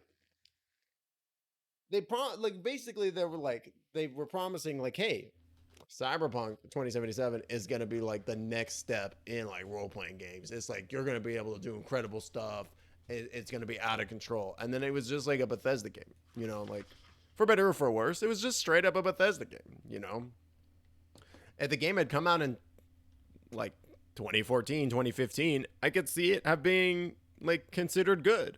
But it was like it's 2021, my dude. Like, and you were promising like next generation, like everything, right? Hey, okay, that did work. Good. You were like promising that it was gonna be like the definitive role playing experience, right? Kind of like The Witcher was, right? And then it was just like not. Miss told, okay, this is the last story mission, and it was like 2 hours in. Wow, really? Oh my gosh. Because I never even beat the story mode in Cyberpunk, because I was playing it for a bit, and then they released a patch that was like, hey, if you play the game while this patch is live, there's a chance that it will completely corrupt your save file. And I was like, well, I guess I'm just not going to play it until they patch that out. And then I just haven't looked at it since then. Because I was like, I don't really care. I don't like it, but I also don't hate it. You know, it's fine, right? The combat is kind of boring, you know, and very shooting, and the hacking and the actual cyberpunk element of the game is kind of lacking pretty dramatically. But, you know, it's like fine. But like when it was like, hey, there's a chance that if you play the game, everything will be ruined and you'll have to start from over. I was like, I think I'll pass on that one. What's this tea? Blend of Vigor. Effects -02, +1 endurance. Sounds great. Let's just rest for a minute. We're chilling. We're in shelter. We're having some nice tea. And the worst part is, I feel like they kind of wasted Keanu Reeves as Johnny Silverhands. Like, I feel like Johnny Silverhands could have been like a way cooler, way more interesting character, and they kind of just flubbed him. You know what I mean? Like, I kind of feel like they could have done like a better job at making him interesting, and then they didn't.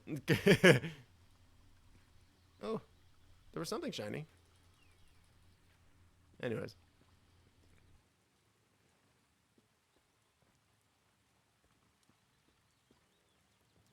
There's also like another game designer who's like really, really guilty. Look at this cute little leaf man. Look at him. He's like a twig. He's like a cute little twig boy. I love him. Oh, he stopped moving. He's shy. Cute. Peter Molyneux, that was the name of the person that I was thinking of. Peter Molyneux was also really guilty about doing that kind of shit too, where he would be like, oh yeah, we're going to introduce some incredible and next level things into the game, and then they just never appeared, right? Oh yeah, the Keanu section was like the best part, when it's like you got his sweet double hand, like you got his sweet akimbo pistols and shit, and you're just wrecking face. That part slapped. That was like probably the best part of the game, like. And that was because I didn't like have to care, you know, that much, right? Like, like I felt like the game was at its strongest when the game was literally like, hey, here's like a hallway of dudes to murder, go kill them. And I was like, yeah, give me that hallway of dudes to murder. I don't need to worry about like role playing choices that aren't gonna mean anything or anything like that. Just let me kill dudes. Absolutely, right? Like, I feel like the game really understood what it was in that moment more than it did throughout the entire rest of the game, which is like a huge shame. I think I know Peter Molyneux is like not in good standing with the game community. He's also like a sexist douchebag. Also, like on top of that, what the fuck was that? What was that ding? What? Why did I just ding? What was that? I have no idea. Like he just like a total asshat, that guy. But yeah, he did do that like way too many times. But like he's like really the first game dev that I can think of that really like really did that like openly and without like shame. When he would just be like, yeah, here's some like wild mechanics, and it's like, dude, you're not even out of like alpha state for your game. You don't even know that mechanic is gonna be in it, and you're gonna be like, you're gonna just like promise it. Like, you can't do that, you know. Fair winds, traveler. Can I interest you in a new backpack or an extra sack to carry things in? Might I interest you in a sturdy oak barrel or two? Yeah, maker. Food seller's cage.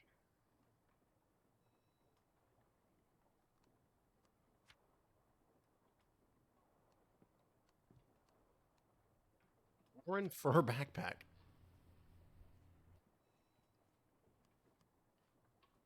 I think I actually have enough money in order to be able to like buy a proper sword now, actually. So let's go do that. Let's go see if we can get a new weapon.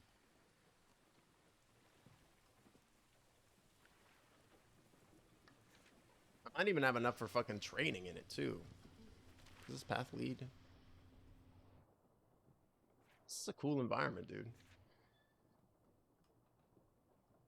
We're trading house. Okay, cool. That's the way we want to go.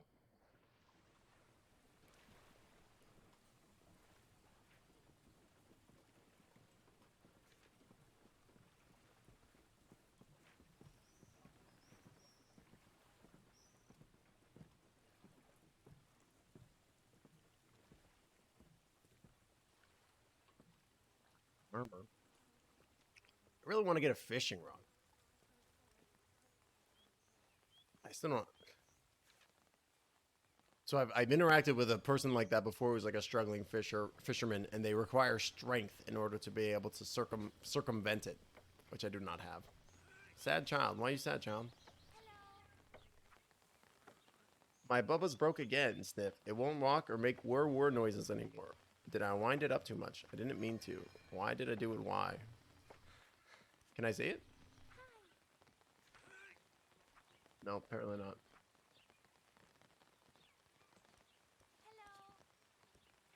I'm gonna get this stuff. Weren't all Molyneux games like God Power Sims? A lot of them were. I know a lot of them were. Like Black and White and Black and wait, no. Yeah, I think Black and White was a God Power Sim, or was that like a weird like anime style game? And then he also did like, was Beyond Good and Evil Peter Molyneux as well? I can't remember. He did do like several God Sims though. You're super on point with that. I remember that being like his bread and butter for a while. Fair day, Waywalker. Welcome to the fishing village of Mur. My name's Verse. Except for our prolific fishers, Mur is a hub for the sea. Hey, that guy's a player. Spice trade, you can sample many of our local specialties at the Bridgekeeper Tea House. If you want supplies and equipment beyond that, I suggest you browse my fine wares. Okay, will do.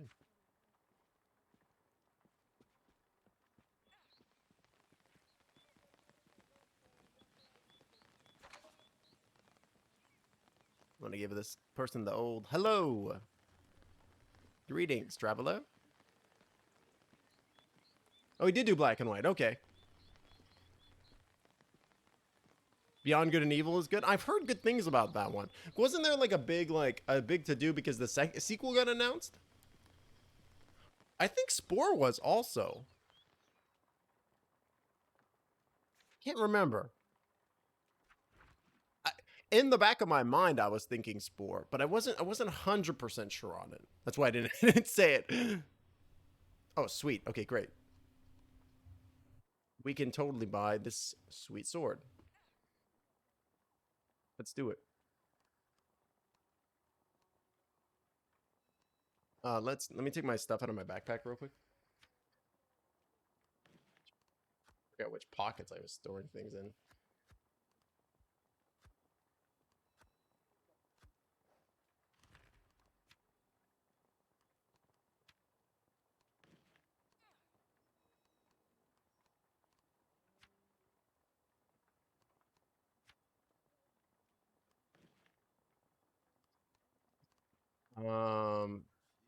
We can also sell the coral neck piece and the ring too.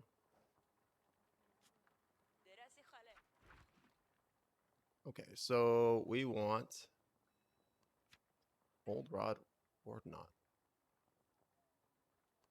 This one's spirituality. Where'd that sword go? There it is.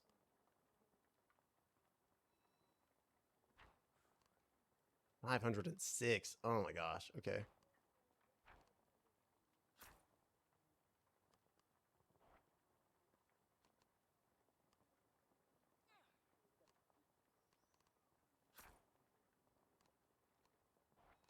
I see. It's quite a bit trickier. I wonder why I just got experience. It's quite a bit trickier.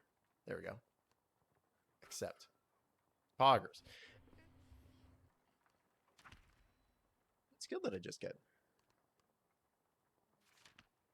Oh, I have to equip it. Oh, well, okay. Maybe now I can actually understand what fucking things are saying. It seems kind of obvious. Apparently, there's a Pokemon Snap style game called Paparazzi that's on Game Pass. Paparazzi. Fuck, that's a good name.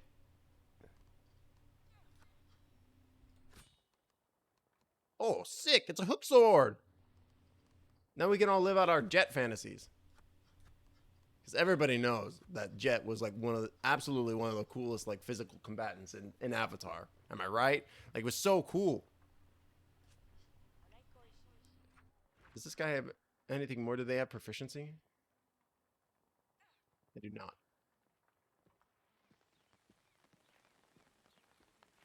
There was like another cool, like, it's not a paparazzi style game, but it's like a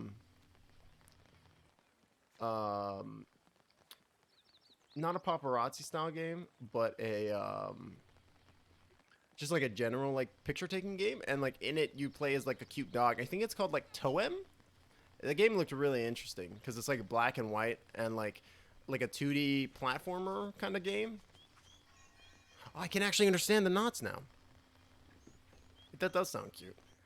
Interested in... Oh, shit. Baking guest merchant stall now available in the Mere Trading House. Gemidas, if you read this on your way through, please come see me. Growers Union leader, non-members welcome, okay? When your hair dyed. Wow. They got hair dye? Man, so actually taking that language was super useful. Antique cobalt glazed tiles wanted. Amar the goat is gray stripy. Missed so much. Oh. Lost. Cinnabar pearl fishing net. Hanged here if found. Cargo carried and stowed. Talk to Kaiza. Deputy post warden needed. Contact senior warden. Crossroads. Who would have guessed that the ability to speak language and understand the written word is actually very valuable. Hey, this person's still around. What's up, person?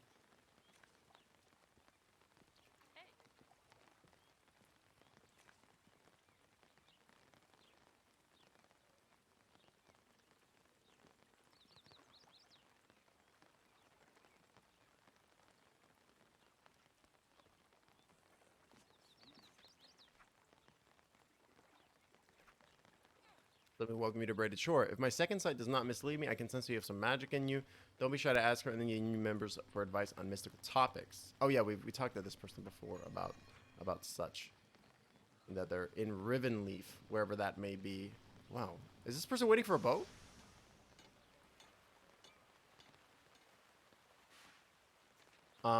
Wherever Rivenleaf is. It should be cool. Oh, I want to go with this person. Fuck whatever I was doing. Let's go explore with them.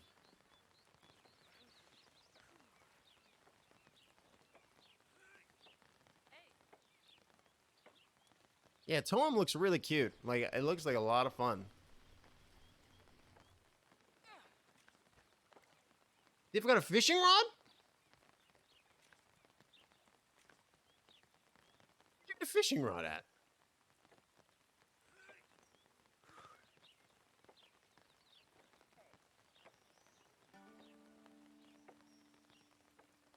I'm jealous. Fishing rod, dude.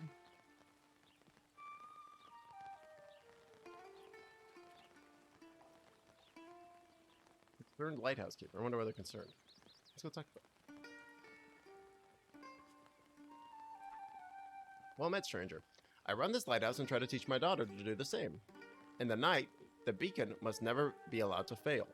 Visiting ships and our own night crappers depend on our light, as does all sea vessels in a fog or a storm. Whatever lore you may find on the subject, please bring it to my or Windmaster Karim's attention. You got it. This the daughter of the lighthouse keeper, his apprentice. You one of those nomads? I try to learn everything my father knows about tending the lighthouse. Like, I think it's really cool that they were like, yeah, we're gonna make it so that way if you talk to people and learn something new, you're gonna get experience for it. I think that that's a really cool design choice that they made. Where they're like, yeah, you're rewarded for exploration. You're rewarded for talking to people. Really neat design conceit to enwrap in the game itself. And I can't believe we've been going for 2 hours too. This game is just like so engrossing. I just like. It's got like the mysteriousness and the exploration of something like No Man's Sky, where it's like, I want to know what's going on. I want to know more. I want to see what's over the next hill. But actually being like designed, you know what I mean? As opposed to it just being like a randomly generated experience, which may or may not like line up or like have thematic tones or what have you. Instead, this is like it's inspiring that same level of like wanderlust, I guess, which is really, really interesting.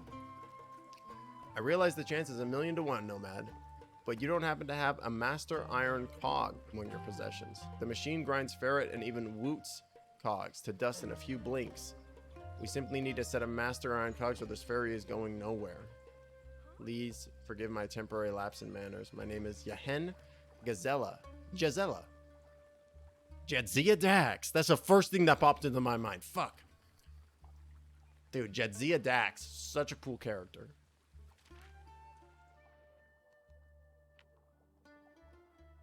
I think that Jadzia Dax might be my favorite.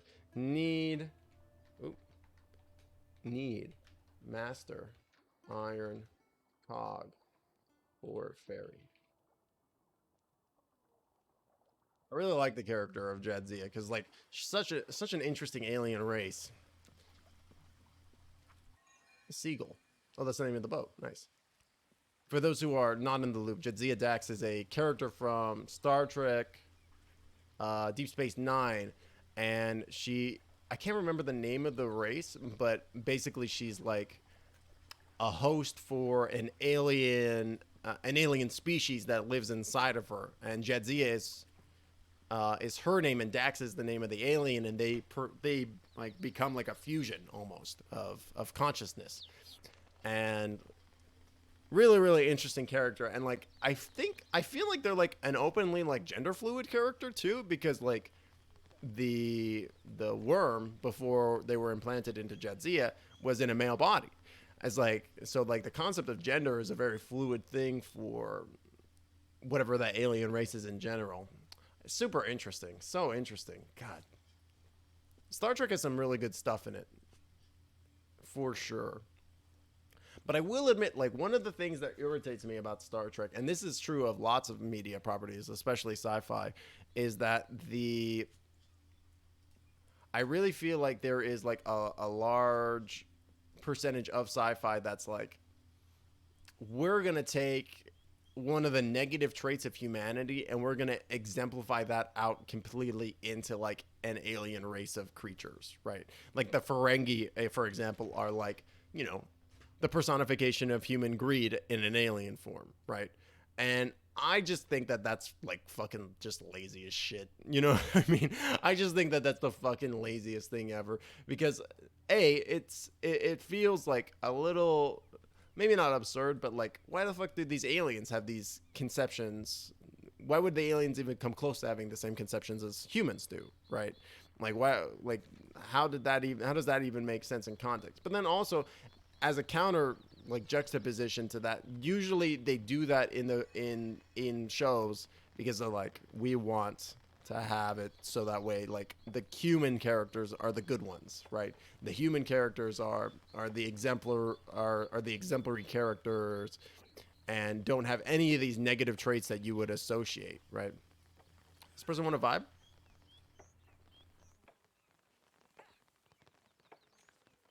We vibe it?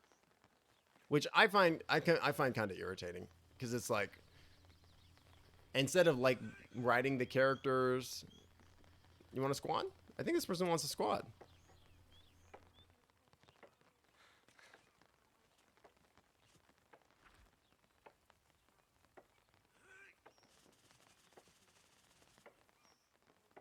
Yeah, let's vibe, dude. I'm down to clown.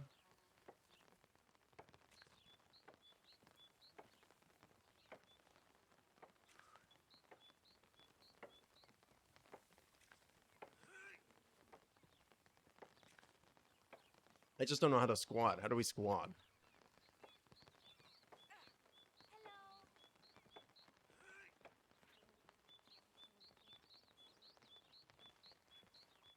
I think this person might be the Murther.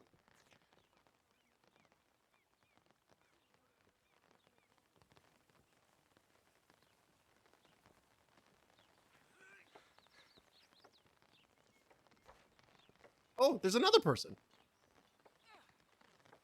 Wow, sweet. Oh, sick, dude. I'm into it. Let's squad, yo. Hello. Always nice to visit Mir. I'm able to teach the children here the basics of our economy. Explain to them how the unions set the comparative values of our goods and services, how parts of our... Oh, gosh.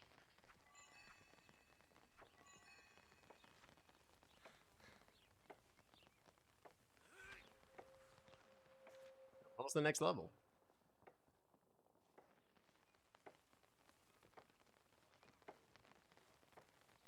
This person's casting. Neat.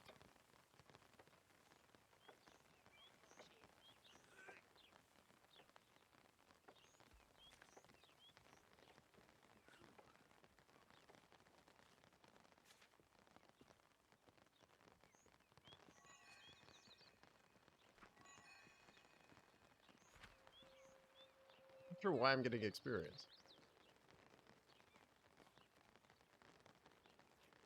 Do I have anything else in my backpack that I really want to trade off? Yeah, I do, for sure. Just pare down everything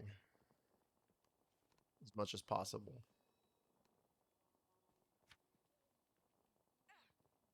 That seems like a pretty useful thing to have.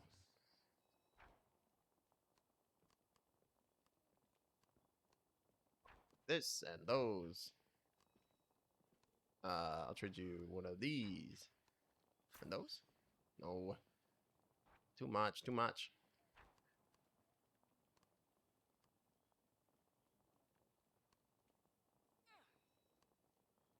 No, antenna.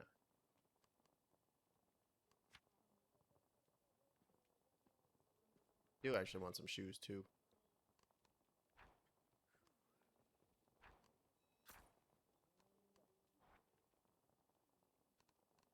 I'll take it. I think the shoes are a worthwhile upgrade to pick up.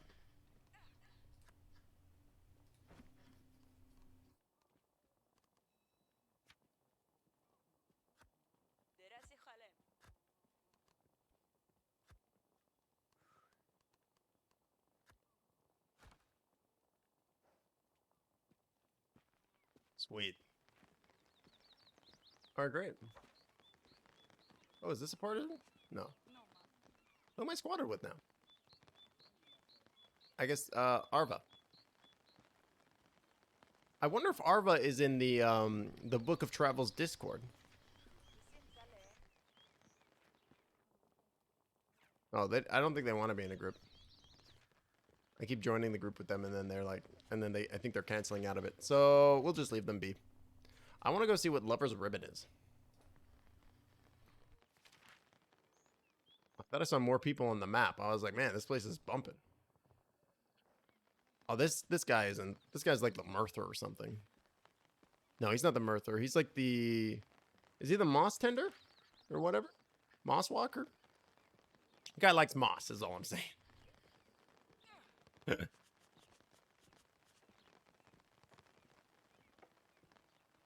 And it took me a while, but now that I can actually understand the language in the game, I feel like we're gonna be able to make some like real interesting discoveries for sure.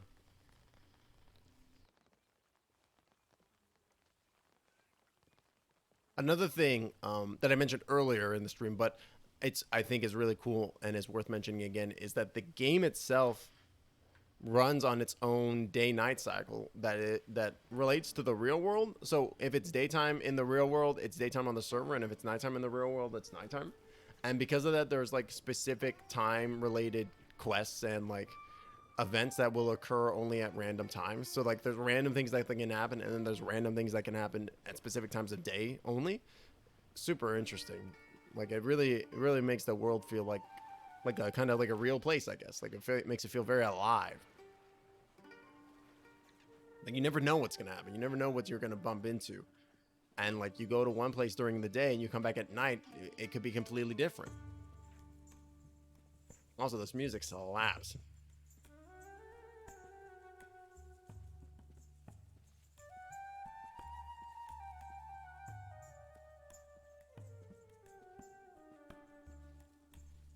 All these pretty flowers. It's beautiful.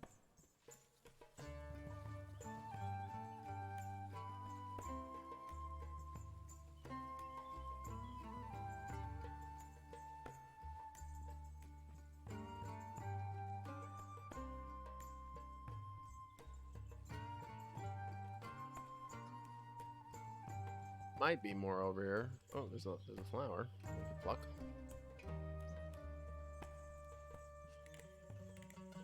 Pluck. Crocus root. Nice. Okay.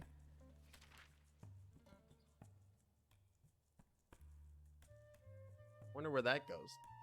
Oh, I think that. Oh wait, no, this is the one that I need the master iron cog. You know, I even know where I can buy a master iron cog. It's just like a ways away. Like a ways away. It would be quite a bit of travel.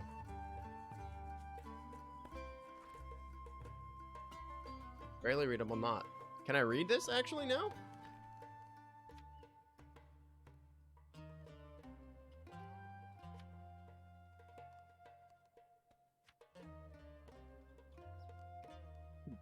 It's not.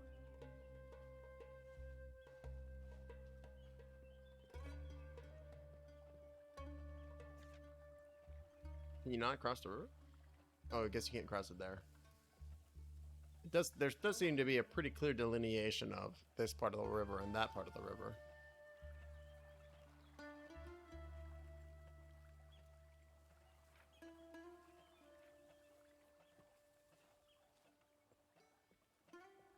This.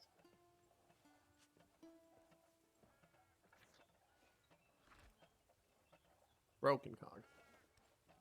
Oh, I clicked on something accidentally.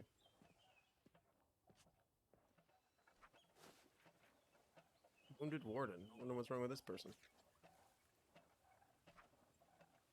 Catch me at a disadvantage, Wanderer. I am enjoying Counselor Barkis's hospitality while I'm recovering from a nasty wound. The damn thing festered, and I'm now on a strict diet of antiseptic greens and purifying broths.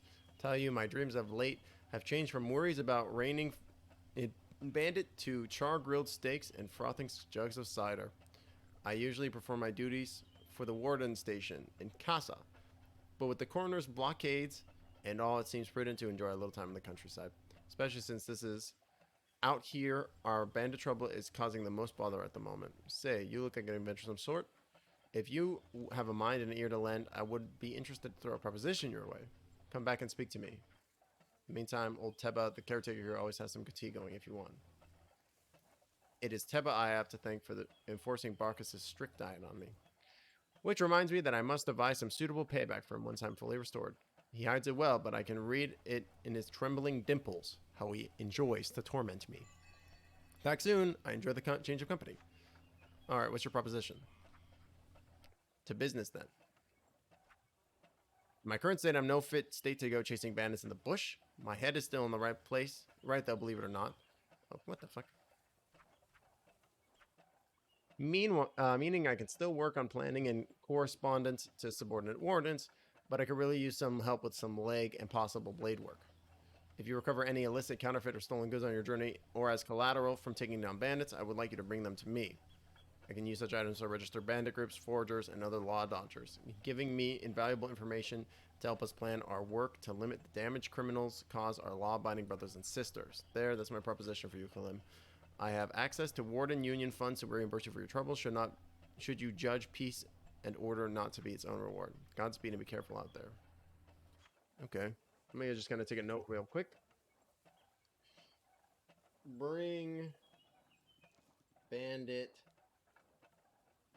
/ illegal goods to what's this fucker's name? Hassam in Mer. And we're gonna put a map marker here as well, just in case. Make it easy. Bring bandit and legal goods here. Well, okay. Right, bye. I don't think I have any illicit goods just yet. What, do I have enough mechanics in order to get this thing to work?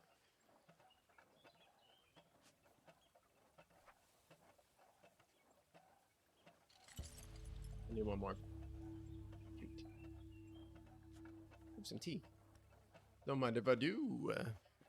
I think I'll just help myself.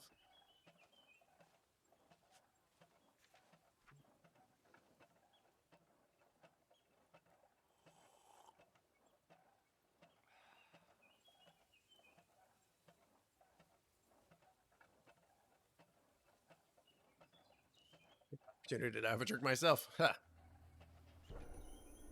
That's called immersion.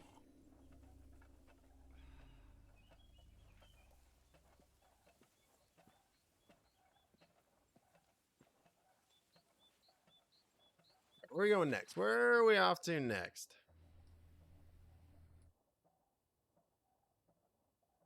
Let's go. Let's keep going north. Why not? It'd be nice, like, if there was a world map I could look at. Like, I'd love to see, like, what in general there is around. Like, I feel like we're, like, north of just the midpoint of the map.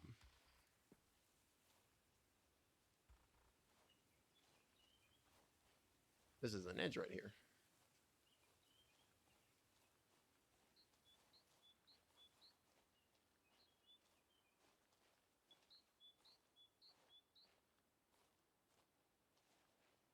Hard edge. All right, here we go.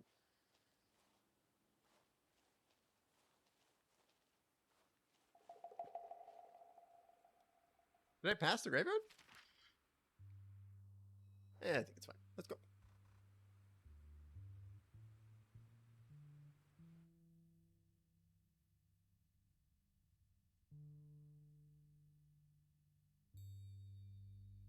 It's more busy in the evening. Interesting. Where the fuck are we now?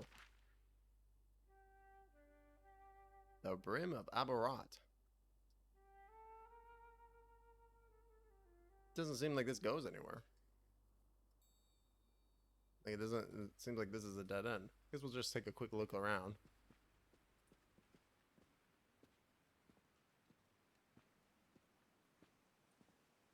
We'll look at the shore.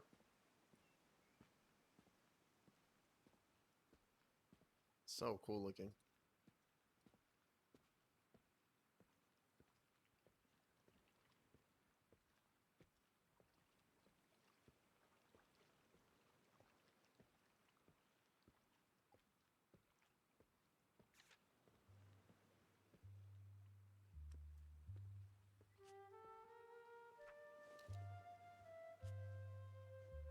We're gonna get so many seashells. We're gonna be just riddled with seashells. We're gonna have seashells for days.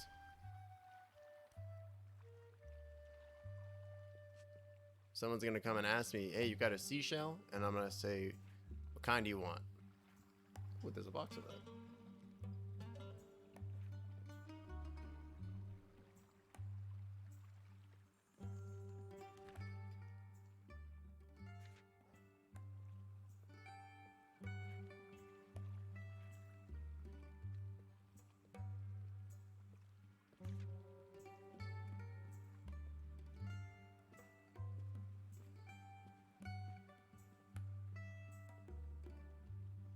Domesticated fowl. It's a chicken.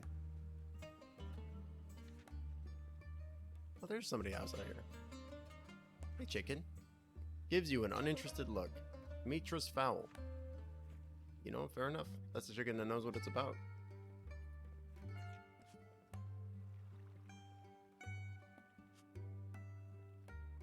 No. A locked box. Let's try to open it. Hey, I can open this one. Sweet.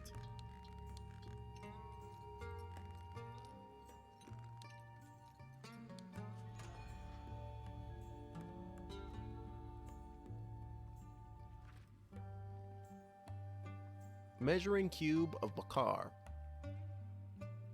Apart from its obvious uses, what the fuck obvious uses are you talking about? I'm just shuffling my cards.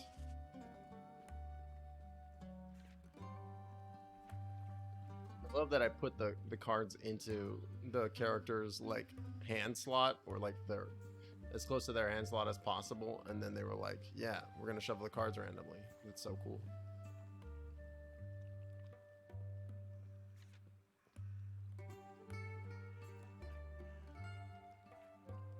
Look at this.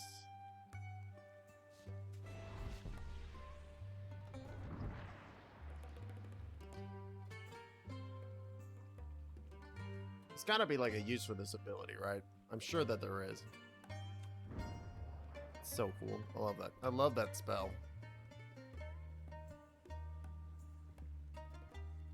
This is just more shells. It wasn't. Lol.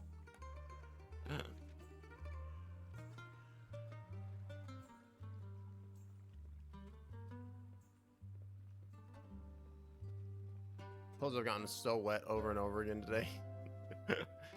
Just as soon as they're dry, they get wet again. Oh, there's a way out of here. Okay, cool.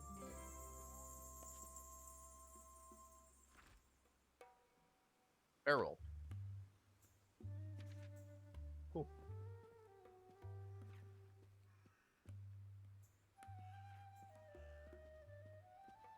What's that?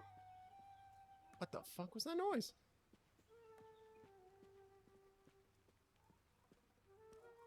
Ruffle Hunter. Hello, traveler.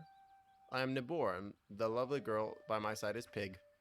Together we have the best noses of braided shore for sniffing out truffles. Truffles are the rarest choices of all funguses.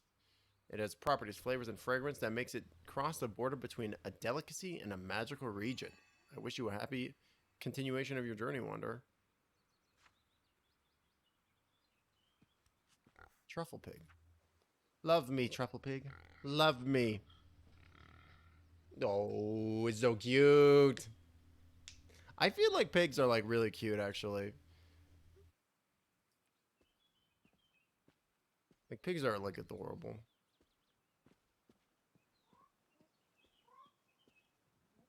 Strange bird.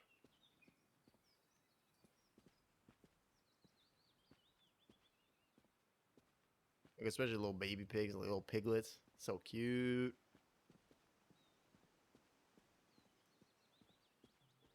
It looked like there was a way to go this way.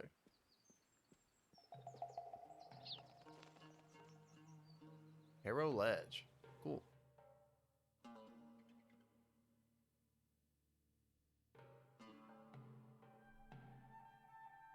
I don't even remember what social traits I picked. What social traits did I pick? Let me look.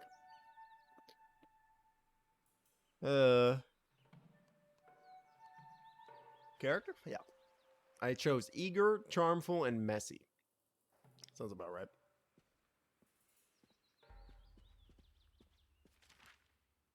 Berry Cove. Point Dead Dolphin. Aberrat Cliff. Arm on Roof. Bright Oak Shore. Ironweed Point. Like, they did a really good job making the names very evocative. You see that rock moving in the background? Was that thing really meant to be moving? Oh my god, it was for sure meant to be moving. There's a lady over here. Remorseful Spellweaver. I forgive you, dearest, now for Sephirah's sake, show yourself. Oh gosh.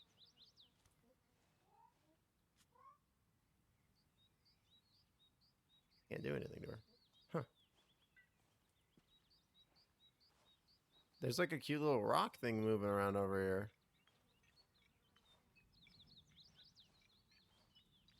Wish I could interact with it so badly.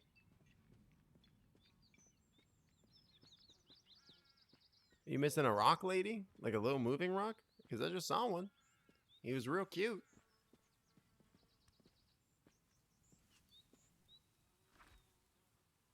Granular sulfur. Sulfur colored rock. Okay. In the... Oh, look at that cool deer.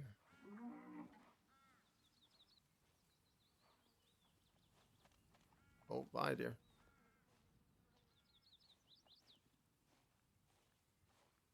I thought about maybe attacking it, but I didn't really want to. Whoa. Look at this big stone. Bunch of stone.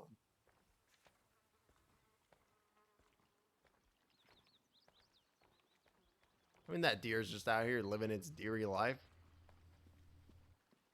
Kind of like just wandering around. I don't really want to hurt the deer just for doing his deery thing.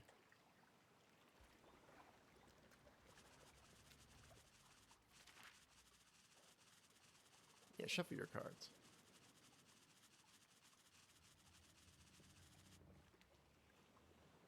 What's over here?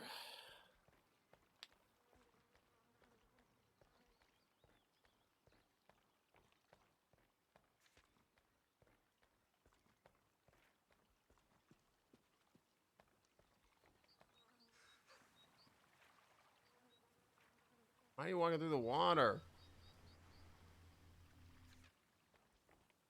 Damn it, clothes are wet again.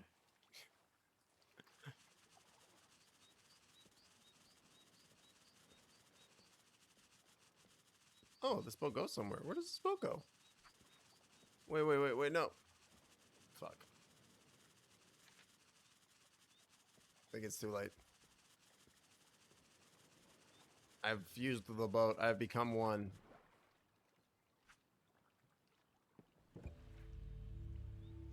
Alright, I guess we're riding the boat then.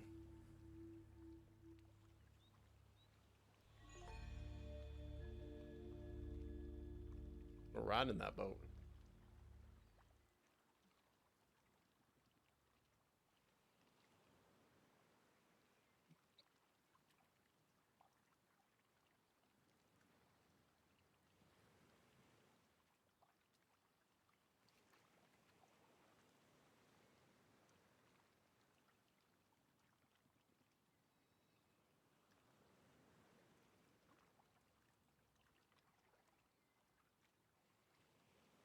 Just chilling in a boat, hanging out.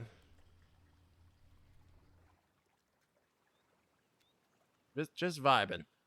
Waiting for the boat to depart. I don't know why we're waiting. It seems like I'm the one that turned the boat on, but we're waiting for that boat. Come on, boat. Almost time. Here we go. Here we go. Let's where are we going? Where are we off to? Pretty locked in. I don't think I could get off the boat if I wanted to. Boats are a little buggy right now too. Like I had a little bit of a bug issue going on with um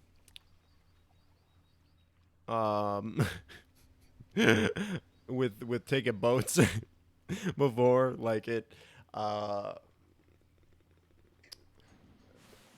gosh. So the first time I took a boat, it didn't do this, but it followed the boat off the screen, right? Like the scene followed the boat, and then the boat moved off screen. Oh gosh. And then the boat moved off screen, but then the scene didn't transition or change. Oh, this is dreadful to watch. I'm so sorry, chat. I'll let me transition away briefly. That way you don't got to see this strobing effect. God, it's uncomfortable even for me. There we go. Okay, so we're going to the edge. And then the scene just didn't transition, and I was like soft locked. I couldn't quit or anything, so I had to cut the game. Hopefully that won't happen here. We escape. Okay. Okay, cool. Alright, I'm shifting it back in. Nighttime darkness drains your energy. Make sure to bring a source of light or a suitable knot spell. Really? That's really good to know. I didn't know that darkness actually had like a mechanical effect.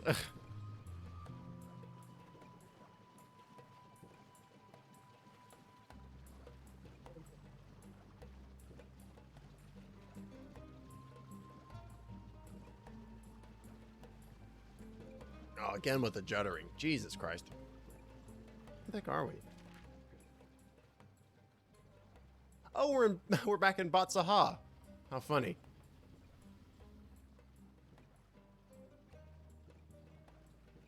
I think this is Batsaha, isn't it?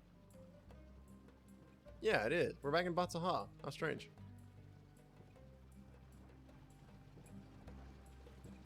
Jeez, get the map up. It's still jarring, but less jarring for sure.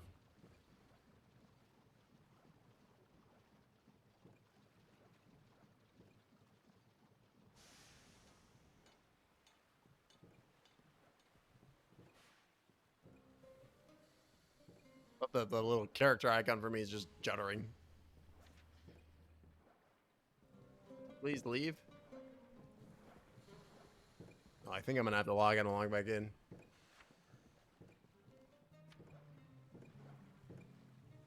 Just to another screen. Just logging out.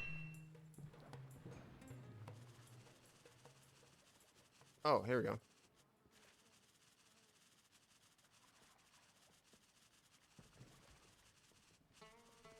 There we go. Okay.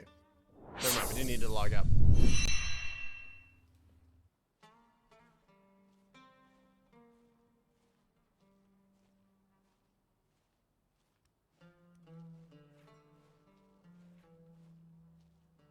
Oh, we might need to though. The game is bugging out pretty hard. Okay, give me 1 second. I'm just gonna log out and log back in. I'm like, screw. Similar thing happened when I. Oh gosh. Similar thing happened when I lagged out before too, when it glitched out.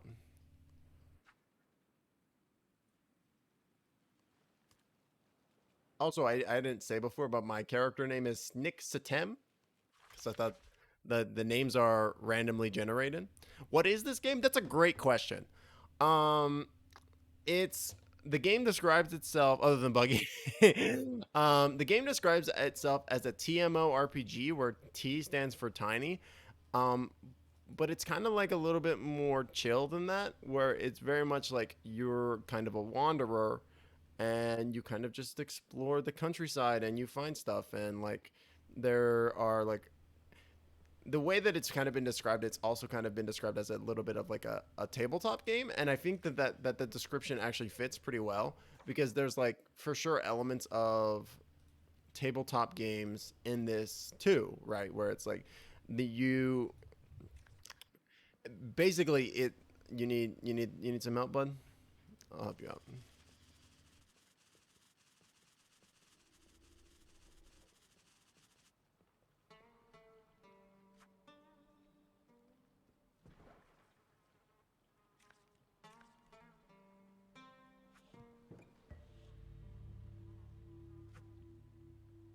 So, basically, you have like these four main skills, which are mechanics, physicality.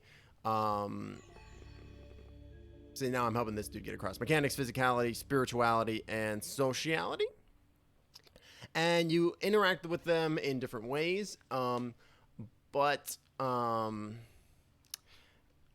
there are certain objects and challenges in the world which require multiple people. Like for example, this person is like an actual other player, Saham, and they were trying to get onto the boat, but they didn't have enough mechanic skill in order to be able to do so until I showed up. And it's kind of like Journey in the sense where like if you show up with another person, then you can join a squad with them, and then you can combine your collective abilities together. So I don't know who this person is playing as. Like I don't know what class or skill or what have you.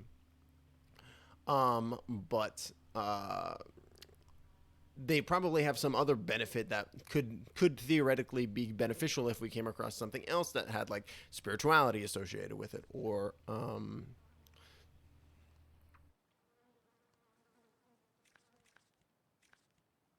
it takes a moment. It takes a moment. Is there more? Are there more icons? Oh, there's so much more icons.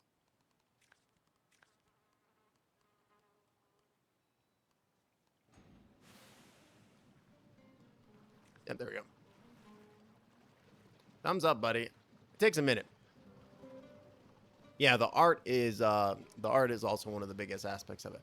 It's like it's doing stuff in a video game that's like interweaving like tabletop conceptions and conceits into it in a way that I haven't really seen before. Like the way that the game is like only you can only ever have, despite the world being somewhat large, you can only ever have 7 players on simultaneously.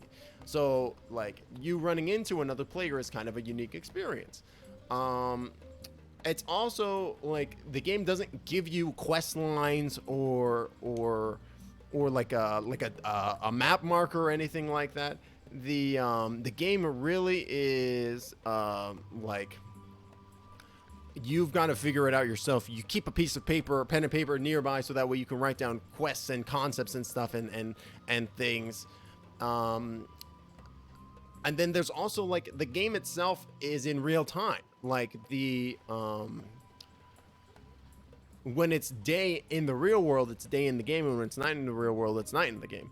And there are things that are tied to the day-night cycle apparently, which are unique, especially and there's also things apparently tied to the day too. Like there's like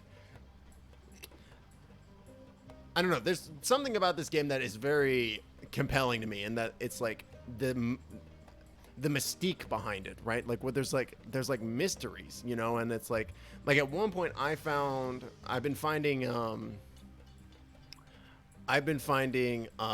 like these like different altars and stuff, and it was like one of the altars was like for spirituality, and I was like, oh man, that seems like a difficult thing to get. And another altar was like 5 spirituality, and I was like, okay, gonna need to get like a party. And then I found an altar that was 9 spirituality, and I was like, I don't know how the fuck you could possibly do that. Like you would need like 5 people all together with high spirituality in order to even be able to come close. It's pretty wild. So me and Saham, we're gonna hang out. I don't see why not.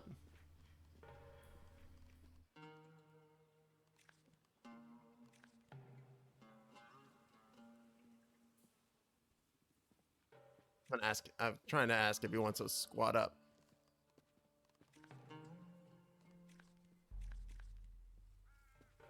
Cool. He doesn't want to squat. Yeah, let's hang out. Yeah, there's some really cool concepts and stuff going on for sure. Like there's some really interesting like someone's surprised.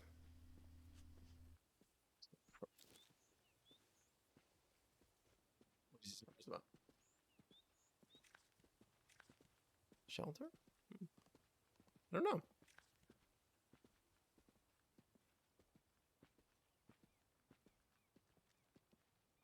Can we go in here?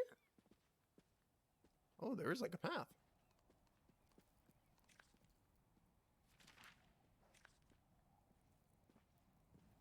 Wow, neat.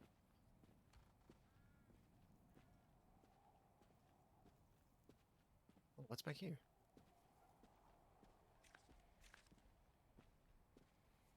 Oh yeah, there's a fire. Nice. Some kind of box too.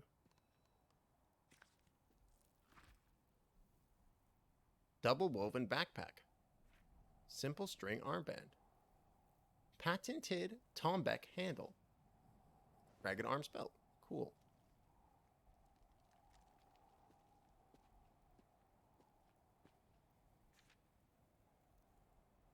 I wish I had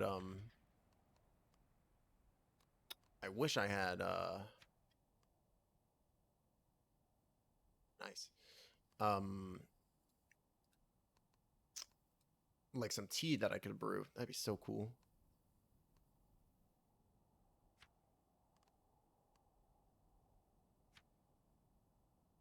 Because one of the things that one of the systems in the game is like there's like a whole magic system where there are a couple different magic systems where you can have where would I put this?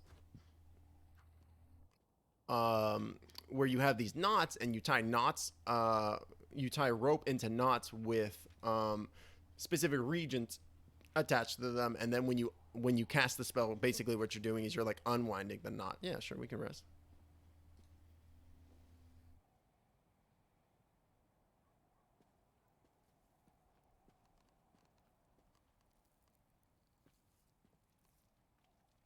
Maybe that's not what they were asking. And then there are teas that you can learn how to brew, and teas actually have I'm not sure what he's asking. No, home. No, sure what they're asking. I'm just gonna follow them though. Oh, there's another box here. Another backpack. Sweet. And teas are like like kind of like a long-term buff, more or less. Like they last for several minutes and are pretty cool. Rumble. Rubble appears to cover something. Oh my god. This is what I mean. So we would need to have like a bunch of strength in order to be able to do it. Wait for me.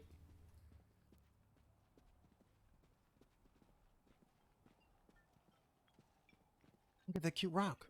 He's walking.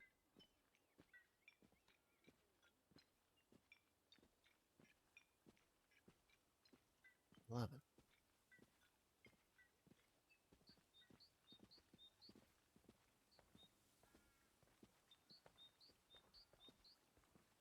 Yeah, and I'm really like enjoying this game because it's like it's basically like all about cool vibes. You know what I mean? Like it's literally like, hey, just go and like vibe in woods and like have an adventure. Go meet some random people and have some tea with them, and then like I don't know, go look at a thing. It's cool. Where you going, bud? And the art style is like gorgeous. Like the game is visually like a painting to look at. It's so cool. Where you going, bud?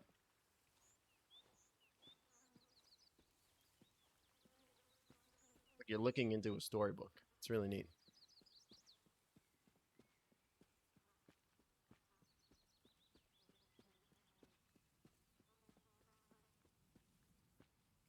The whole game to me feels like just like the personification of like wanderlust, where it's just like, yeah, you just want to look at one, you just want to wander about and like look at cool shit. Let me remove my hood.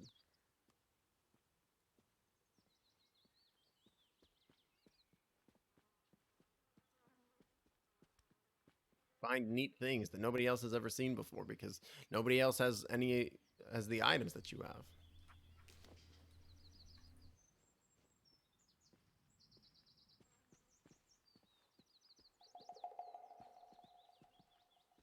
Oh, buddy. Like, I've got the ability to speak the not language now, which is not something that I had initially. And, like, I've run into, like, so much, like, discussion or so many, like, pieces of writing that are, like, about knots. It's really interesting. This person wants to go out to Ireland Point. Ironweed Point.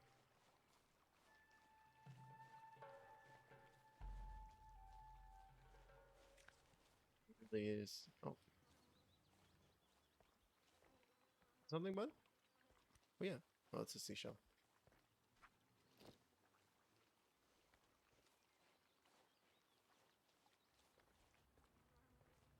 Oh, there's a lockbox.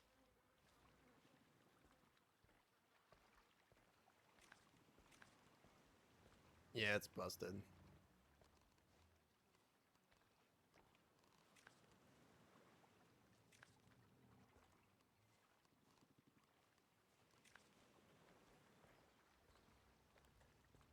Want something? No.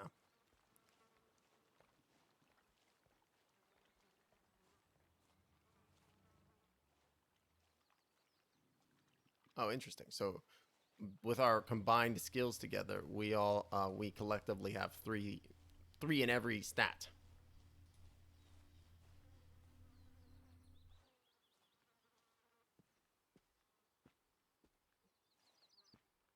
Figure we'll probably trowel around with this individual for a little bit more, and then we'll probably end up calling the stream. What you doing, bud?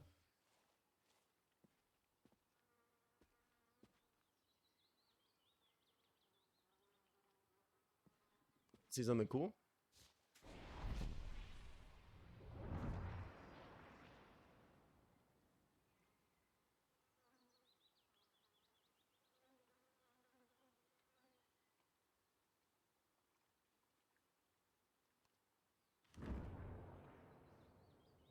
Ain't that cool? Oh, now I'm glitching out a little bit. Lol. This happened the last time it bugged out on me. I could like just travel at like super speeds. Oh gosh. Friend's gone now. Oh, still here.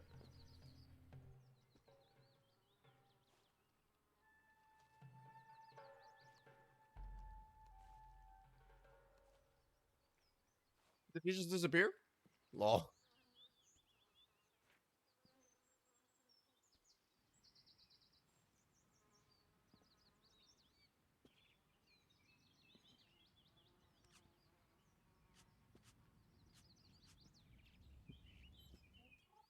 Fortunately, the game has kind of bugged out a little bit, as is wont to happen.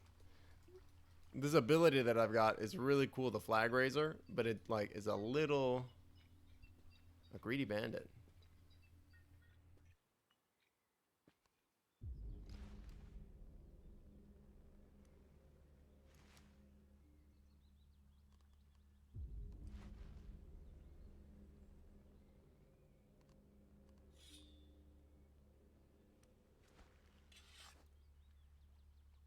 Kill this guy. Just one bandit. I could take him.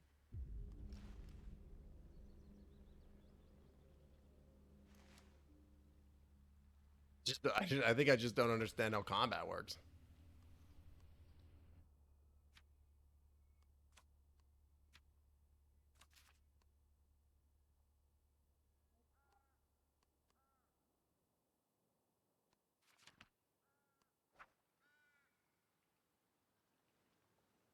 Let me try. Gosh. Let me try to disconnect, reconnect. Maybe that will allow me to kill the bandit. Glitch time. Oh, man. Sometimes that's just how it goes.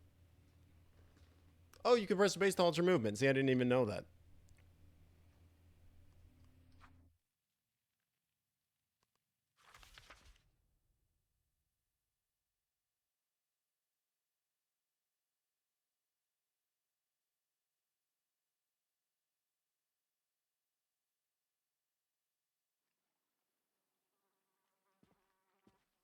It says I'm still in the party with that person. Oh, he's over here. Hey. Let's go.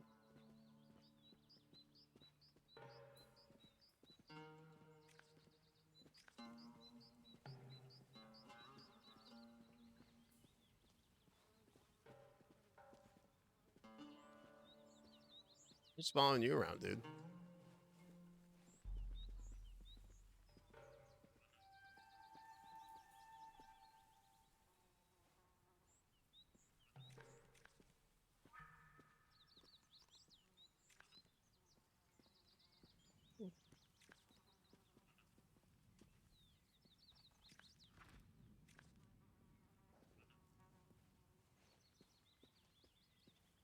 I don't think we have enough combined might. Oh. Take nothing for granted.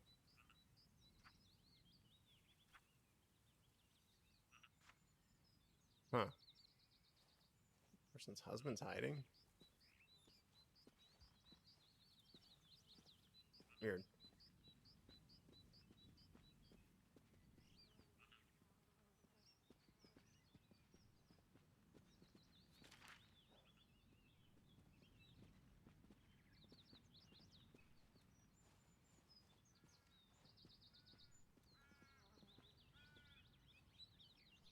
Moss enthusiast.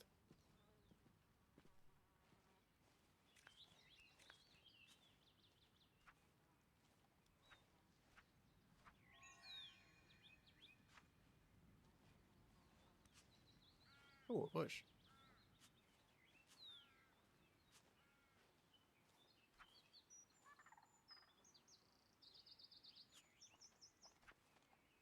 I can help.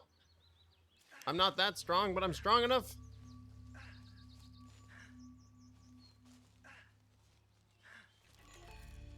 We did it.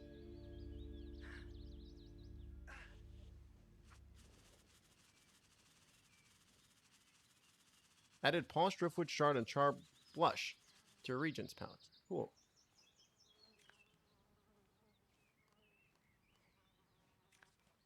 Thumbs up.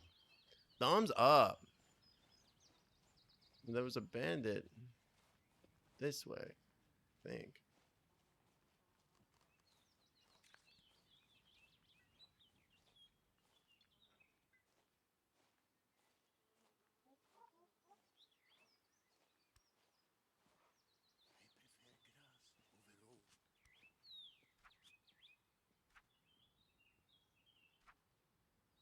Erin's taken me all over the southwest, but so far I have not managed to find her. I burden you with this simple not message to give it to you so you stumble across her. Her name is Deidre.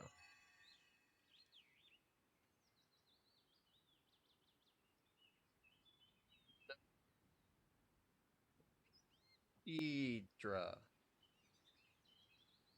Alright, I took a note down.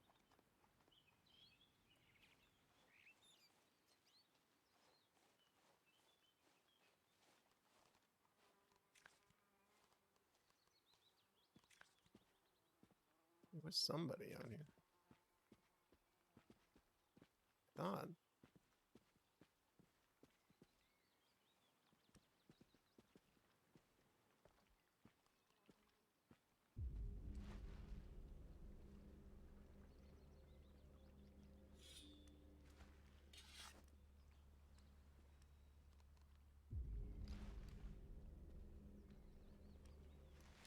I can't kill him.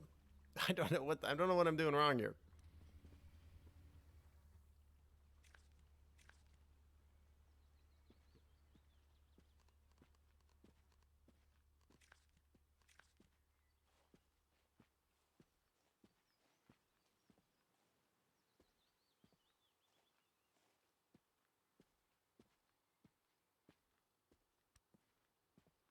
Broke his plan.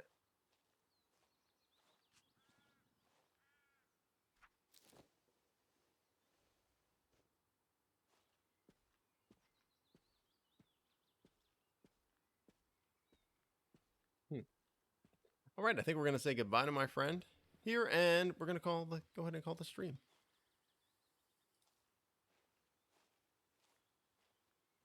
All right, Saham, it's been fun. Zoom in. Bye, buddy.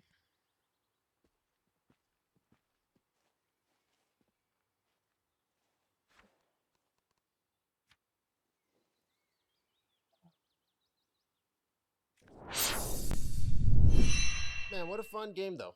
Very cool. I'm very much enamored with this experience. Like a really interesting, really cool game.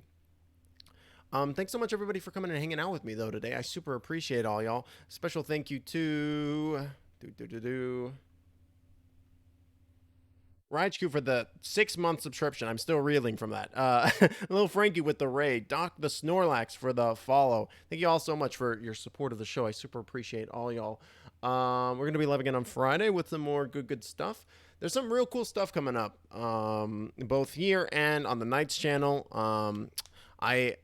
We're getting close to an announcement on what it is specifically, what's going on with, but I'm gonna go ahead and say here and now that we are working on a new show over on the Knights channel, and it's something that I'm gonna be running. So it's gonna be a really cool and fun time, and I hope to see you there. But until then, oh, everything's falling off. Oh gosh. That was my controller that just fell off. Until then, let's go ahead and send some love on out to somebody else who's streaming. Who is live right now?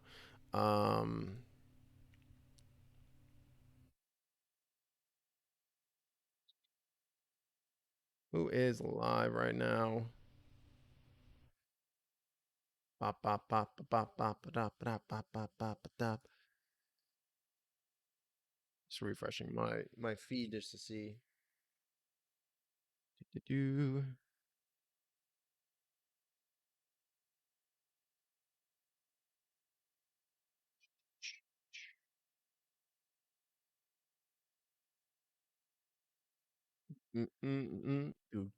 Do.